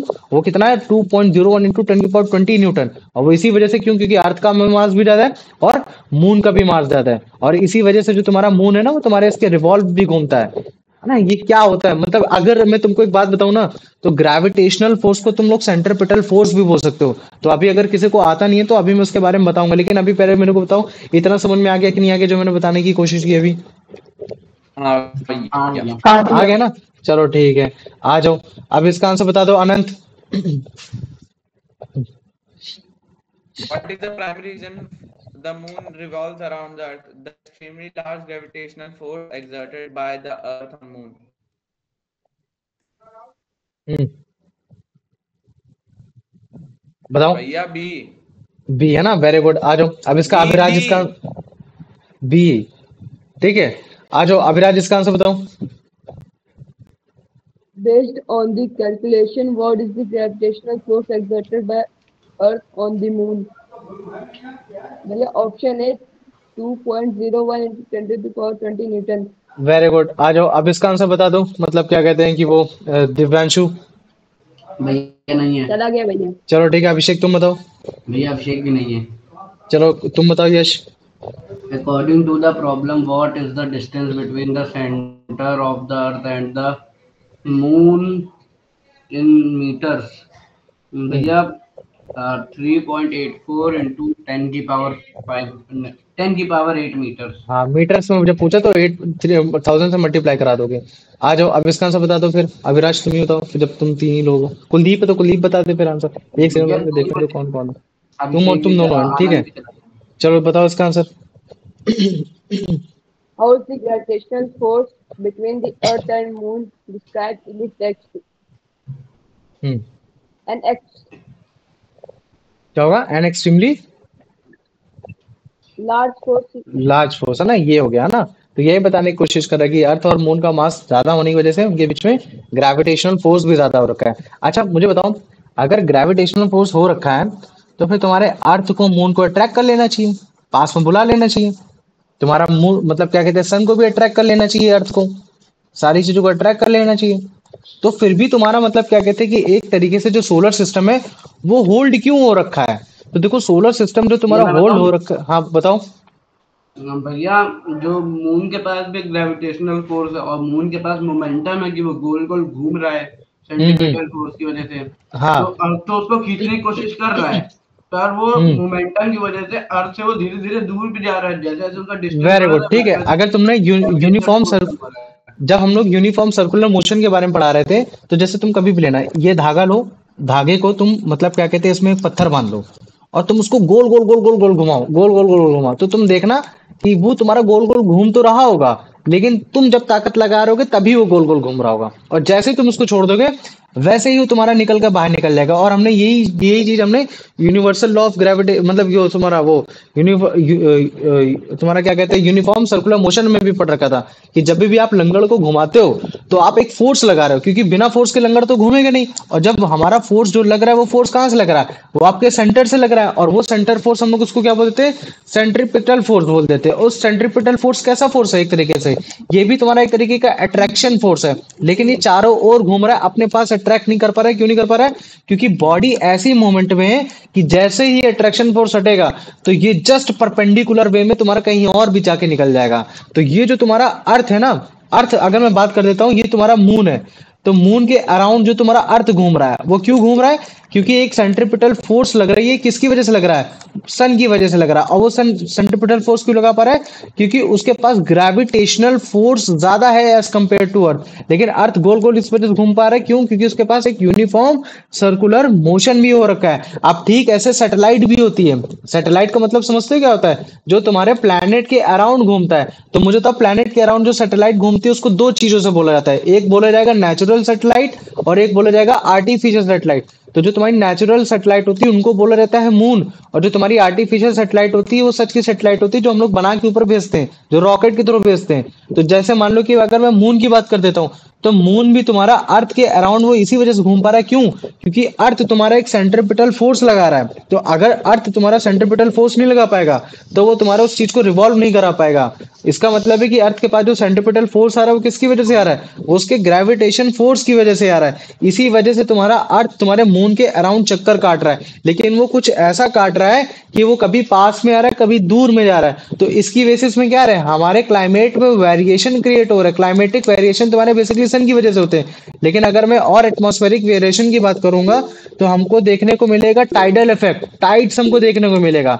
तो जब भी अगर मान लो कि अगर मैं मान लो कि मैं तुमको ये दिखाता हूँ, ये तुम्हारा अर्थ हो गया, और अर्थ के पास में जब भी मून आएगा तो मुझे मालूम है कि अट्रैक्शन फोर्स बहुत ज्यादा हो जाएगा। अट्रैक्शन फोर्स कैसा ज्यादा हो जाएगा? तो जब भी पास में आएगा तो जो पानी है वो पानी तुम्हारे ज्यादा उठेगा। तो इसका मतलब है कि जो तुम्हारी सतह है, सतह से पानी चला गया, सतह से पानी क्या चला जाएगा, वहां से चला जाएगा। ऐसा लगेगा कि वो खाली खाली हो गया, लेकिन जैसे ही तुम्हारे थोड़ा सा डिस्टेंस में आ जाएगा वैसे ही पानी क्या हो जाएगा, फिर से अपनी लोकेशन में आएगा। तो इसी को हम लोग बोलते थे टाइड। जब हम लोग हाई टाइड बोलते हैं तो इसका मतलब है कि उस समय जो तुम्हारा मून है वो तुम्हारा दूर जा चुका है। हाई टाइड मतलब ज्यादा पानी है। और जब मैं लिखूंगा लो टाइड, तो लो टाइड मतलब कि पानी नहीं है, तो इसका मतलब है कि उस समय मून कैसा हो रखा है, पास में हो रखा है। तो इस तरीके से हमारा जो ग्रेविटेशनल फोर्स है वो हमारे सोलर सिस्टम को कैसे बना के रखता है, होल्ड करके रखता है। तो पहले मुझे बताओ इतना समझ में आ गया कि नहीं आ गया? आ गया ना? आज का कंसेप्ट केवल इतना ही था। फिर उसके बाद हम लोग कैपिटल लॉस के बारे में पढ़ेंगे, वो कल पढ़ेंगे, ठीक है? आ जाओ, आप देखो इसको तुम लोग को दिखाते हैं, है ना? इसको देखोगे तो तुम लोग को और अच्छे समझ में आएगा, ठीक? ये तुम्हारा सन है, ये तुम्हारा अर्थ है, ये दोनों मून है ना? तो हम ये जो देख पा रहे हैं ना, जो मूव कर रहे हैं सर्कुलर ऑर्बिट में, मूव कर पा रहे हैं अराउंड द सन। अगर मैं प्लैनेट की बात करूंगा तो सन के अराउंड मूव कर रहा है। सैटेलाइट की बात करूंगा जिसको मून में हो सकता हूं तो वो प्लैनेट के अराउंड मूव कर पा रहा है। तो मूव कर रहा है इसका मतलब है फोर्स लगना चाहिए। तो वो फोर्स कौन सा लग रहा है? सेंट्रीपिटल फोर्स लग रहा है। और जब भी सेंट्रीपिटल फोर्स लगता है तो सर्कुलर ऑर्बिट पे लगता है। इसका मतलब है कि ऑब्जेक्ट को हम लोग अराउंड अपने घुमाने की कोशिश करते हैं, ये चीज करते हैं। और उसका मतलब है कि एक तरीके का अट्रैक्शन फोर्स है। वो अट्रैक्शन फोर्स कैसा हो गया कि ग्रेविटेशनल फोर्स है। अगर ऑब्जेक्ट अगर तुम्हारा घूम पा रहा है प्लेनेट के अराउंड तो इसका मतलब है कि सेंट्रीपिटल के पास फोर्स कहाँ से आ पा रही है, उस ग्रेविटेशन फोर्स के पास से आ पा रही है, मतलब अट्रैक्शन के पास से आ रही। इसी वजह से जो तुम्हारा प्लैनेट जो सन के अराउंड मूव करता है वो इसी वजह से कर पाता है क्योंकि सन के पास ग्रेविटेशन फोर्स है, तो वो सेंट्रीपिटल फोर्स लगा के बड़े आराम से उस चीज को होल्ड कर पा रहा है। तुम्हारे पास सैटेलाइट जो है वो प्लैनेट के अराउंड घूम पा रही है इसी वजह से कर पा रही है क्योंकि प्लैनेट के पास ग्रेविटेशन फोर्स इतना ज्यादा है कि बड़े आराम से सेंट्रीपिटल फोर्स लगा के उसको चारों ओर घुमा पा रहा है। अब मास जो होता है सन का वो एज कम्पेयर टू अर्थ बहुत ज्यादा होता है ना, ये एक चीज को याद रख लेना। तो इसी वजह से जो तुम्हारा ग्रेविटेशन फोर्स होगा सन और अर्थ के बीच में वो भी तुम्हारा कैसा होगा, यूनिफॉर्म सर्कुलर मोशन पे होगा क्योंकि दोनों एक दूसरे को तुम्हारा एक तरीके से मतलब वो कैंसल आउट करने की कोशिश करेंगे, है ना। और इसी तरीके से जो तुम्हारा ग्रेविटेशनल फोर्स है जो तुम्हारा बेसिकली अर्थ और मून के बीच इस पे लग रहा है वो भी तुम्हारा एक तरीके से यूनिफॉर्म है ना। वो भी इस चीज में मैटर करता है कि तुम्हारा मतलब कि कब तुम्हारा ज्यादा लगेगा कब कम लगेगा। तो ये देखो पेरिगी के फॉर्म में जब पेरिगी आती है नीचे वाले केस में तब मून तुम्हारा सबसे पास में है, और जब तुम्हारा एपिगी आती है तब मून सबसे ज्यादा दूर है। तो अगर मून सबसे ज्यादा दूर हो जाएगा तो तुम्हारा ग्रेविटेशन तुम्हारा भी कम हो जाएगा, क्या हो जाएगा, ग्रेविटेशनल फोर्स कम हो जाएगा। जब ग्रेविटेशनल फोर्स कम हो जाएगा तो इसका मतलब है कि तुम्हारा अट्रैक्शन कम हो जाएगा, तो तुम्हारे टाइड्स में वेरिएशन तुमको देखने को मिलेंगे। तो जो टाइड्स में वेरिएशन आ रहे हैं, राइज एंड फॉल हो रहा है वाटर का, वो ग्रेविटेशनल फोर्स की वजह से हो रहा है, मून की वजह से। यहाँ अर्थ नहीं लिखोगे, क्या लिखोगे, due to the gravitational force of moon the tides occur in the sea of the earth, है ना, ये हो गया। तो अभी जैसे इसको देखो, है ना, इसको दिखाते हैं, रुक जाओ, ठीक है, रुको एक सेकंड, है ना, ये हो गया, ओहो, ठीक, इसको देखो, है ना, ये हो गया। तो जब देखो अर्थ पास में आ रहा है उसके तो पानी ज्यादा आ रहा है, और जब अर्थ उससे दूर चला जाता है तो जैसे अभी गेस करो, ठीक है, इस पहाड़ को गेस करना, ठीक है, इस पहाड़ को फिर से गेस करना, ओके, ठीक है, एक सेकंड रुकना, ठीक है, थोड़ा सा पॉज देना पड़ता है उसके लिए, ठीक। हाँ देखो, इस पहाड़ को देखना, पहाड़ के पास पानी ज्यादा है तब जब तुम्हारा मून कम है, मून पास में था, और जैसे ही मतलब क्या कहते हैं, फिर से देखो, पहाड़ के पास पानी ज्यादा है क्यों, मून पास था तो अट्रैक्शन फोर्स लगा, इस वजह से पानी उसके पास था, और जैसे उससे दूर चला गया वैसे ही पानी चला गया। तो हाई टाइड लो टाइड यही होता है, ठीक है। ऐसे इसको भी देखो, इसको समझोगे, पहाड़ को समझो, तो पहाड़ में पानी अभी चला गया, दूर चला गया, क्यों चला गया, क्योंकि सन तुम्हारे मून ने सारा पानी अपनी तरफ अट्रैक्ट कर लिया, और जैसे ही मून वहां से चला गया तो अब पानी के पास कोई भी अट्रैक्शन फोर्स है नहीं कि जो उसको मतलब रेजिस्ट कर पाए, तो फिर से वो उसे अपने ही लोकेशन में फिर से आ गया। तो इसी को बोलते हैं हाई टाइड और लो टाइड बोल देते हैं। हाई टाइड मतलब जब ज्यादा पानी आ रहा हो, जब लो टाइड मतलब कि एकदम कम पानी आ रहा है। तो इस चीज का वेरिएशन भी याद रख लेना कि मतलब जब हाई टाइड होगा तो इसका मतलब है कि उस समय जो तुम्हारा मून होगा वो पास में होगा या दूर में होगा, बताओ मुझे। भैया पास में होगा, नियरर होगा, ठीक है, वेरी गुड। और अगर मान लो कि मैं लो टाइड लिखता हूँ तो इसका मतलब है कि जो समय मून होगा वो कैसा होगा, नियरर होगा कि फार्दर होगा, वो होगा भैया फादर होगा। फार्दर होगा, वेरी गुड। आ जाओ अभिराज, इसका आंसर बताओ, ठीक है। देखो अब इसी थ्योरी के बेसिस पे जिसने जो न्यूटन ने इतनी थ्योरीज दी हैं, इन्हीं थ्योरीज के बेसिस पे इन्होंने काफी चीजें बताई कि प्लैनेट तुम्हारे सन के अराउंड कैसे घूमते हैं, मून कैसे अराउंड अर्थ के घूमता है ना, टाइड्स कैसे फॉर्मेशन होता है, ठीक है। तुम्हारा कैप्लर्स लॉ में 1/r² की हेल्प से तुम्हारा ये जो यूनिवर्सल लॉ ऑफ ग्रेविटेशन को निकाला, तो ये सेटिस्फैक्टरी एक्सप्लेनेशन मिल पाए, है ना, साइंटिफिक नॉलेज मिल पाई। इवन जो तुम्हारे कैप्लर्स थे ना, ये मतलब क्या कहते हैं, तुम्हारे क्रिश्चियनिटी को बहुत मानते थे, ठीक है। तो क्रिश्चियनिटी के हिसाब से धरती तुम्हारे घूमती नहीं है, वो एक जगह स्थिर है, ठीक है। तो तुम इन्होंने इनको ये प्रूफ करने के लिए कि नहीं सच में धरती तुम्हारी एक ही जगह रहती, इन्होंने एक्सपेरिमेंट के बाद में इन्होंने खुद ही बता दिया कि नहीं यार धरती घूमती नहीं है। तो इन पे भी काफी अत्याचार हुए थे, ठीक है। ऐसे तुम्हारे काफी सारे मतलब क्या कहते हैं फिलोसफर हैं यूरोप में जिन्होंने अपने धर्म के हिसाब से लोगों को जहर तक भी पिलाए हैं, है ना। तो ये यूनिवर्सल लॉ ऑफ ग्रेविटेशन की वजह से हम लोग सन के मास, अर्थ के मास और मून के मास को एक्यूरेटली कंसीडर कर पाए। अगर नहीं होता तो हम लोग कैलकुलेट नहीं कर पाते, है ना। और इसकी हेल्प से हम लोग स्टार और नए प्लैनेट को भी खोज पाते हैं। ये आ जाओ, अब इसका आंसर बता दो Abhiraj. What force is necessary to keep an object moving in circular orbit? भैया ऑप्शन है ग्रेविटेशनल फोर्स। हाँ ये भी हो सकता है, ये इसका नहीं, ये इसका नियरेस्ट आंसर नहीं होगा। नहीं, सेंट्रीपिटल फोर्स। सेंट्रीपिटल फोर्स, ठीक है। सेंट्रीपिटल, अगर जैसे तुमसे कोई बोले कि सेंट्रीपिटल फोर्स आ कहां से रहा है, तब क्या तुम बोलोगे, वो ग्रेविटेशनल फोर्स की सेंटर वजह से से आ है। रहा है। सेंटर से मतलब कि वो ग्रेविटेशनल फोर्स की वजह से आ रहा है। जैसे मान लो कि अगर मैं पत्थर को अपने चारों ओर घुमा रहा हूँ तो पत्थर मेरे चारों ओर इसी वजह से घूम रहा है, क्यों, क्योंकि मैं अट्रैक्शन फोर्स लगा रहा हूँ।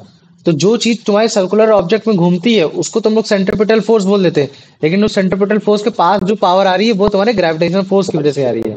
ये आ जाओ, अब इसका आंसर बता दो। यश। कोई नहीं है क्या, बस तुम ही बचे? चलो तुम ही बताओ, Abhiraj. In our solar system, what force provides the centripetal force for planets to orbit the sun? बताओ।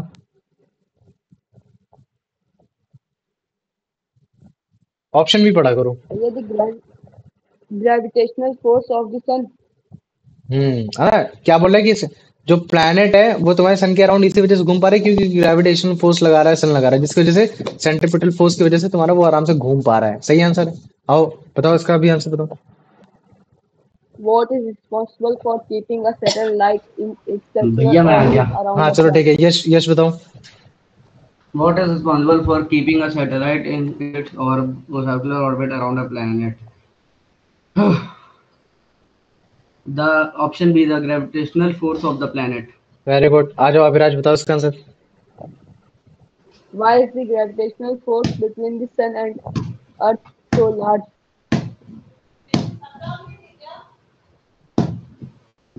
ये ऑप्शन डी। अरे उसको बोलने दे यार। अरे यार, ठीक है चलो D ठीक है, होगा इसका भैया। आंसर क्या होगा? डी होगा। चलो अगला तू ही बता अभिराज। तो What वो is ऑप्शन नहीं पढ़ता, responsible बस for ऑप्शन पढ़ा करो अभिराज, ऑप्शन भी पढ़ा करो। what is responsible for the formation of tides in the sea? Option A, the Earth's rotation. Option B, the gravitational force of the moon and sun on the seawater changes in atmospheric pressure, ocean currents. भैया option D, the gravitational force of the moon and the sun on the seawater. हम्म हाँ ठीक है, सी की वजह से होता है हाँ ये, लेकिन मून का ज्यादा इफेक्ट आता है। आ जाओ अब इसका आंसर बता दो। according to the text, what force is responsible for the existence of our solar system? Hmm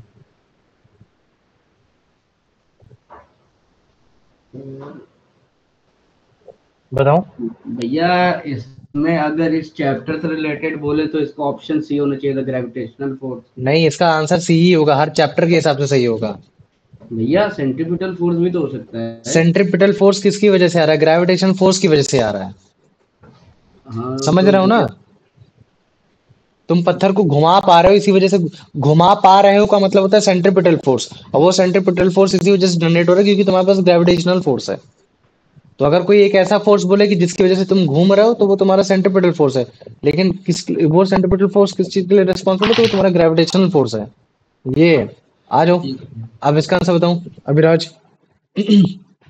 Why does the moon revolve at the uniform speed around the Earth? Option A, because of its own inertia. Option B, because of Earth's magnetic field. Option C, because of gravitational force between the Earth and the moon. Be- Because option D, because there is no air resistance in space. भैया हम्म option C, because hmm of the gravitational force between the Earth and the moon. Very good, ठीक है, सही answer. आ जाओ अभिषेक।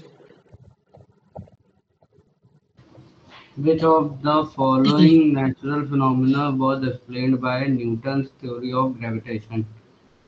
हम्म भैया option C, the motion of planets around the sun. Very good, आ जाओ अभिराज बेटा इसका आंसर। भैया What did Newton's हाँ पूछो पूछो।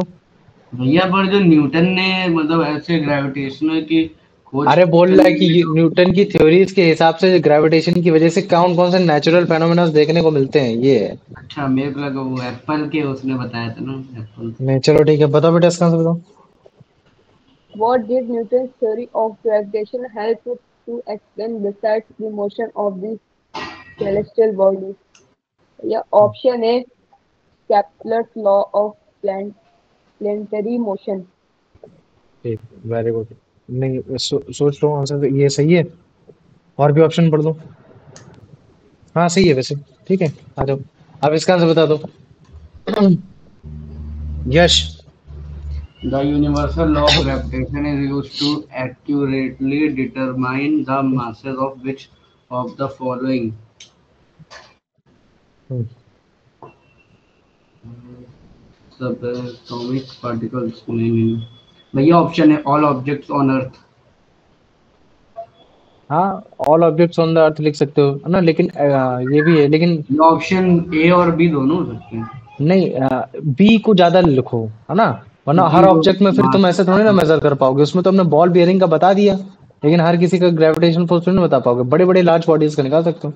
तो बी ज्यादा इसका नियरेस्ट आंसर है। आ जाओ, अब इसका आंसर बताओ तो माइक ऑफ करो। ठीक है, इसका आंसर बताओ Abhiraj. Besides determining masses, what is the another application of the universal law of gravitation mentioned in the text? Option A, predicting weather patterns. Option B, discovering new stars and planets. Option B, calculating the speed of sound. Option C, explaining chemical reactions. हम्म, मतलब कि सन earth moon में तुम्हारा masses निकाल सकते हैं universal law of gravitation की वजह से। ठीक है, लेकिन क्या उसके अलावा और भी कोई चीज यूज कर सकते हैं हम लोग यूनिवर्सल लॉ ऑफ ग्रेविटेशन से? क्या हम लोग वेदर पैटर्न को वो कर सकते हैं, या फिर हम लोग न्यू स्टार या फिर प्लैनेट को डिस्कवर कर सकते हैं, या फिर स्पीड की साउंड को पता लगा सकते हैं, या हम लोग केमिकल रिएक्शन को एक्सप्लेन कर सकते हैं? भैया ऑप्शन ए नहीं, ऑप्शन बी। प्रेडिक्टिंग जैसे मान लो कि तुम्हारे पास जैसे तुम यहाँ हो, एक दूसरे को स्टार है ना, तो वहां से वेवलेंथ आती है। अगर वो वेवलेंथ पे कुछ पैटर्न चेंज होता है ना, तो हम लोग बड़े आराम से पता लगा लेते हैं। और उसमें कहीं ना कहीं ग्रेविटेशन फॉर्मूला भी यूज हो जाता है ना, ये सारी चीज तो इनमें भी भैया डिस्कवर करने के भी काम में आ जाते हैं कि प्लैनेट्स कहाँ है। यहाँ बताओ, पूछो। भैया ऑप्शन ए भी तो हो सकता है, मतलब वेदर पैटर्न्स को भी देख सकते हैं कि जब मतलब सेंट्रल ग्रेविटेशनल फोर्स की वजह से पहले नहीं, वो कितना। सुनो सुनो, मेरी बात सुनो। क्वेश्चन तुमसे ये नहीं पूछ रहा है कि मुझे बताओ कि जब तुम्हारा सन, तुम्हारा मतलब क्या कहते हैं कि अर्थ के पास में, तब क्या हो रहा है कि नहीं हो रहा। ये पूछ रहा है कि मुझे बताओ कि फोर्स की बेसिस पे, समझ रहे हो ना, फोर्स के बेसिस पे मुझे बताओ कि क्या एप्लीकेशन हम लोग डिटरमाइन कर सकते हैं, है ना। तो अगर मान लो कि मैं बोल दूंगा हाँ फोर्स ज्यादा है, तो अगर मैंने इस तरीके से सोच रखा है कि जब तुम्हारे मून और अर्थ के बीच में फोर्स ज्यादा होता है तब टाइडल ज्यादा आते हैं, तब तुम आंसर बता सकते हो इस तरीके से। लेकिन ज्यादातर लोग ऐसे नहीं बोलते हैं, वो नियर टू द सन वो उस तरीके से बोलने की कोशिश करते हैं। तो इसमें जो नियरेस्ट आंसर आएगा वो तुम्हारा बी आएगा, वरना बाकी तुम्हारा ए आंसर भी हो सकता है, इसमें कोई गलत नहीं है ये वाला आंसर। ठीक है, तो अभी मुझे बताओ इतना समझ में आ गया कि नहीं आ गया सबको? आज वाला जितने भी टॉपिक मैंने समझाए, यूनिवर्सल लॉ ऑफ ग्रेविटेशन, कम से कम 2 घंटे हो गए रे। एक सेकंड को जरा दिखाता हूँ, अभी जाना नहीं कहीं भी, ठीक है। 1 घंटा 46 मिनट हुआ है, ठीक है। तभी हम बोल रहे थे कि कल कराऊं कि ना कराऊं, या ना एक साथ कराऊं। अभी मैं कुछ क्वेश्चन लिखूंगा, 3-3 मार्क्स के हिसाब से लिखूंगा, उसको अपने खुद से आंसर राइटिंग करके आना। पहले क्वेश्चन नंबर 1 लिखूंगा, what is universal law of gravitation, ठीक है, define and derivative it's formula. समझ में आ रहा है ना? कि पहले मुझे बताओ यूनिवर्सल लॉ ऑफ ग्रेविटेशन होता क्या है, फिर उस फॉर्मूला को डेरिवेट करके मुझे बताओ। तो ये हो गया तुम्हारा 3 मार्क्स का, हो गया बड़े आराम से, ठीक है। फिर क्वेश्चन भैया नंबर 2 तो लिख। अभी करना है। नहीं, अभी नहीं करना, बाद में करना, ठीक है। अभी ऐसे ही अभी, ठीक है। What if distance between the two objects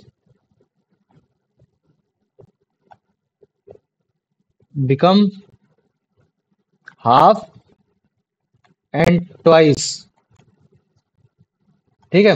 what if distance between the two object become half and twice, what affects seen in the universal law of gravitation ना, या ग्रेविटेशनल फोर्स, है ना। सीधा क्या लिखूंगे, ग्रेविटेशनल फोर्स ही लिखूंगा, ठीक है। Gravitational force, the the gravitational force, ये हो गया, ठीक। आराम से तुम्हारा 3 मार्क्स हो गया, है ना। जिसको डिफाइन करना अच्छे से, मतलब डायग्राम बना के दिखाना, ये सब करना, ठीक है। ड्रॉ डायग्राम्स, ड्रॉ डायग्राम, तभी तुमको 3 नंबर बोलेंगे, ठीक है। ये हो गया। अब आ जाओ तुम्हारा तीसरा क्वेश्चन, ठीक है। Ah what is the value of gravitational constant. What is the value of gravitational constant? Derive it and also derive the unit of gravitational constant. ये हो गया अपना आराम से तुम्हारा 3 मार्क्स का. ठीक है, अच्छे से डायग्राम के थ्रू बनाने की कोशिश करना. ठीक, अब आ जाओ. फिर what is the gravitational force between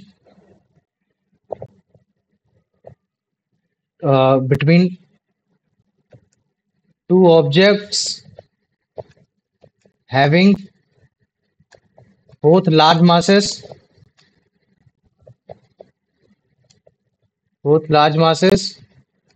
and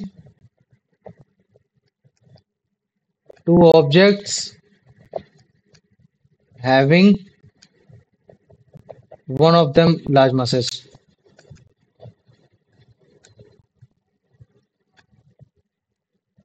ठीक है, या फिर एग्जांपल में और फॉर्म में कैसे लिख सकते हो? Gravitational force. भैया ये क्वेश्चन 5 मार्क्स का है. हाँ, gravitational force between, mike off करो, earth and stone and gravitational force between क्या बोल देंगे तुम्हारा? Earth and moon. ठीक, आराम से तुम्हारा ये 5 मार्क्स का है. ठीक है, अच्छे से समझाने की कोशिश करना. फिर उसके बाद एक क्वेश्चन मैं और लिखता हूँ. ठीक है, फिर ये क्वेश्चन है कि what, oh sorry, question number क्या था? ये 5 था ना? हाँ, क्वेश्चन नंबर 5. ठीक है, question number 5, what natural phenomena caused by gravitational force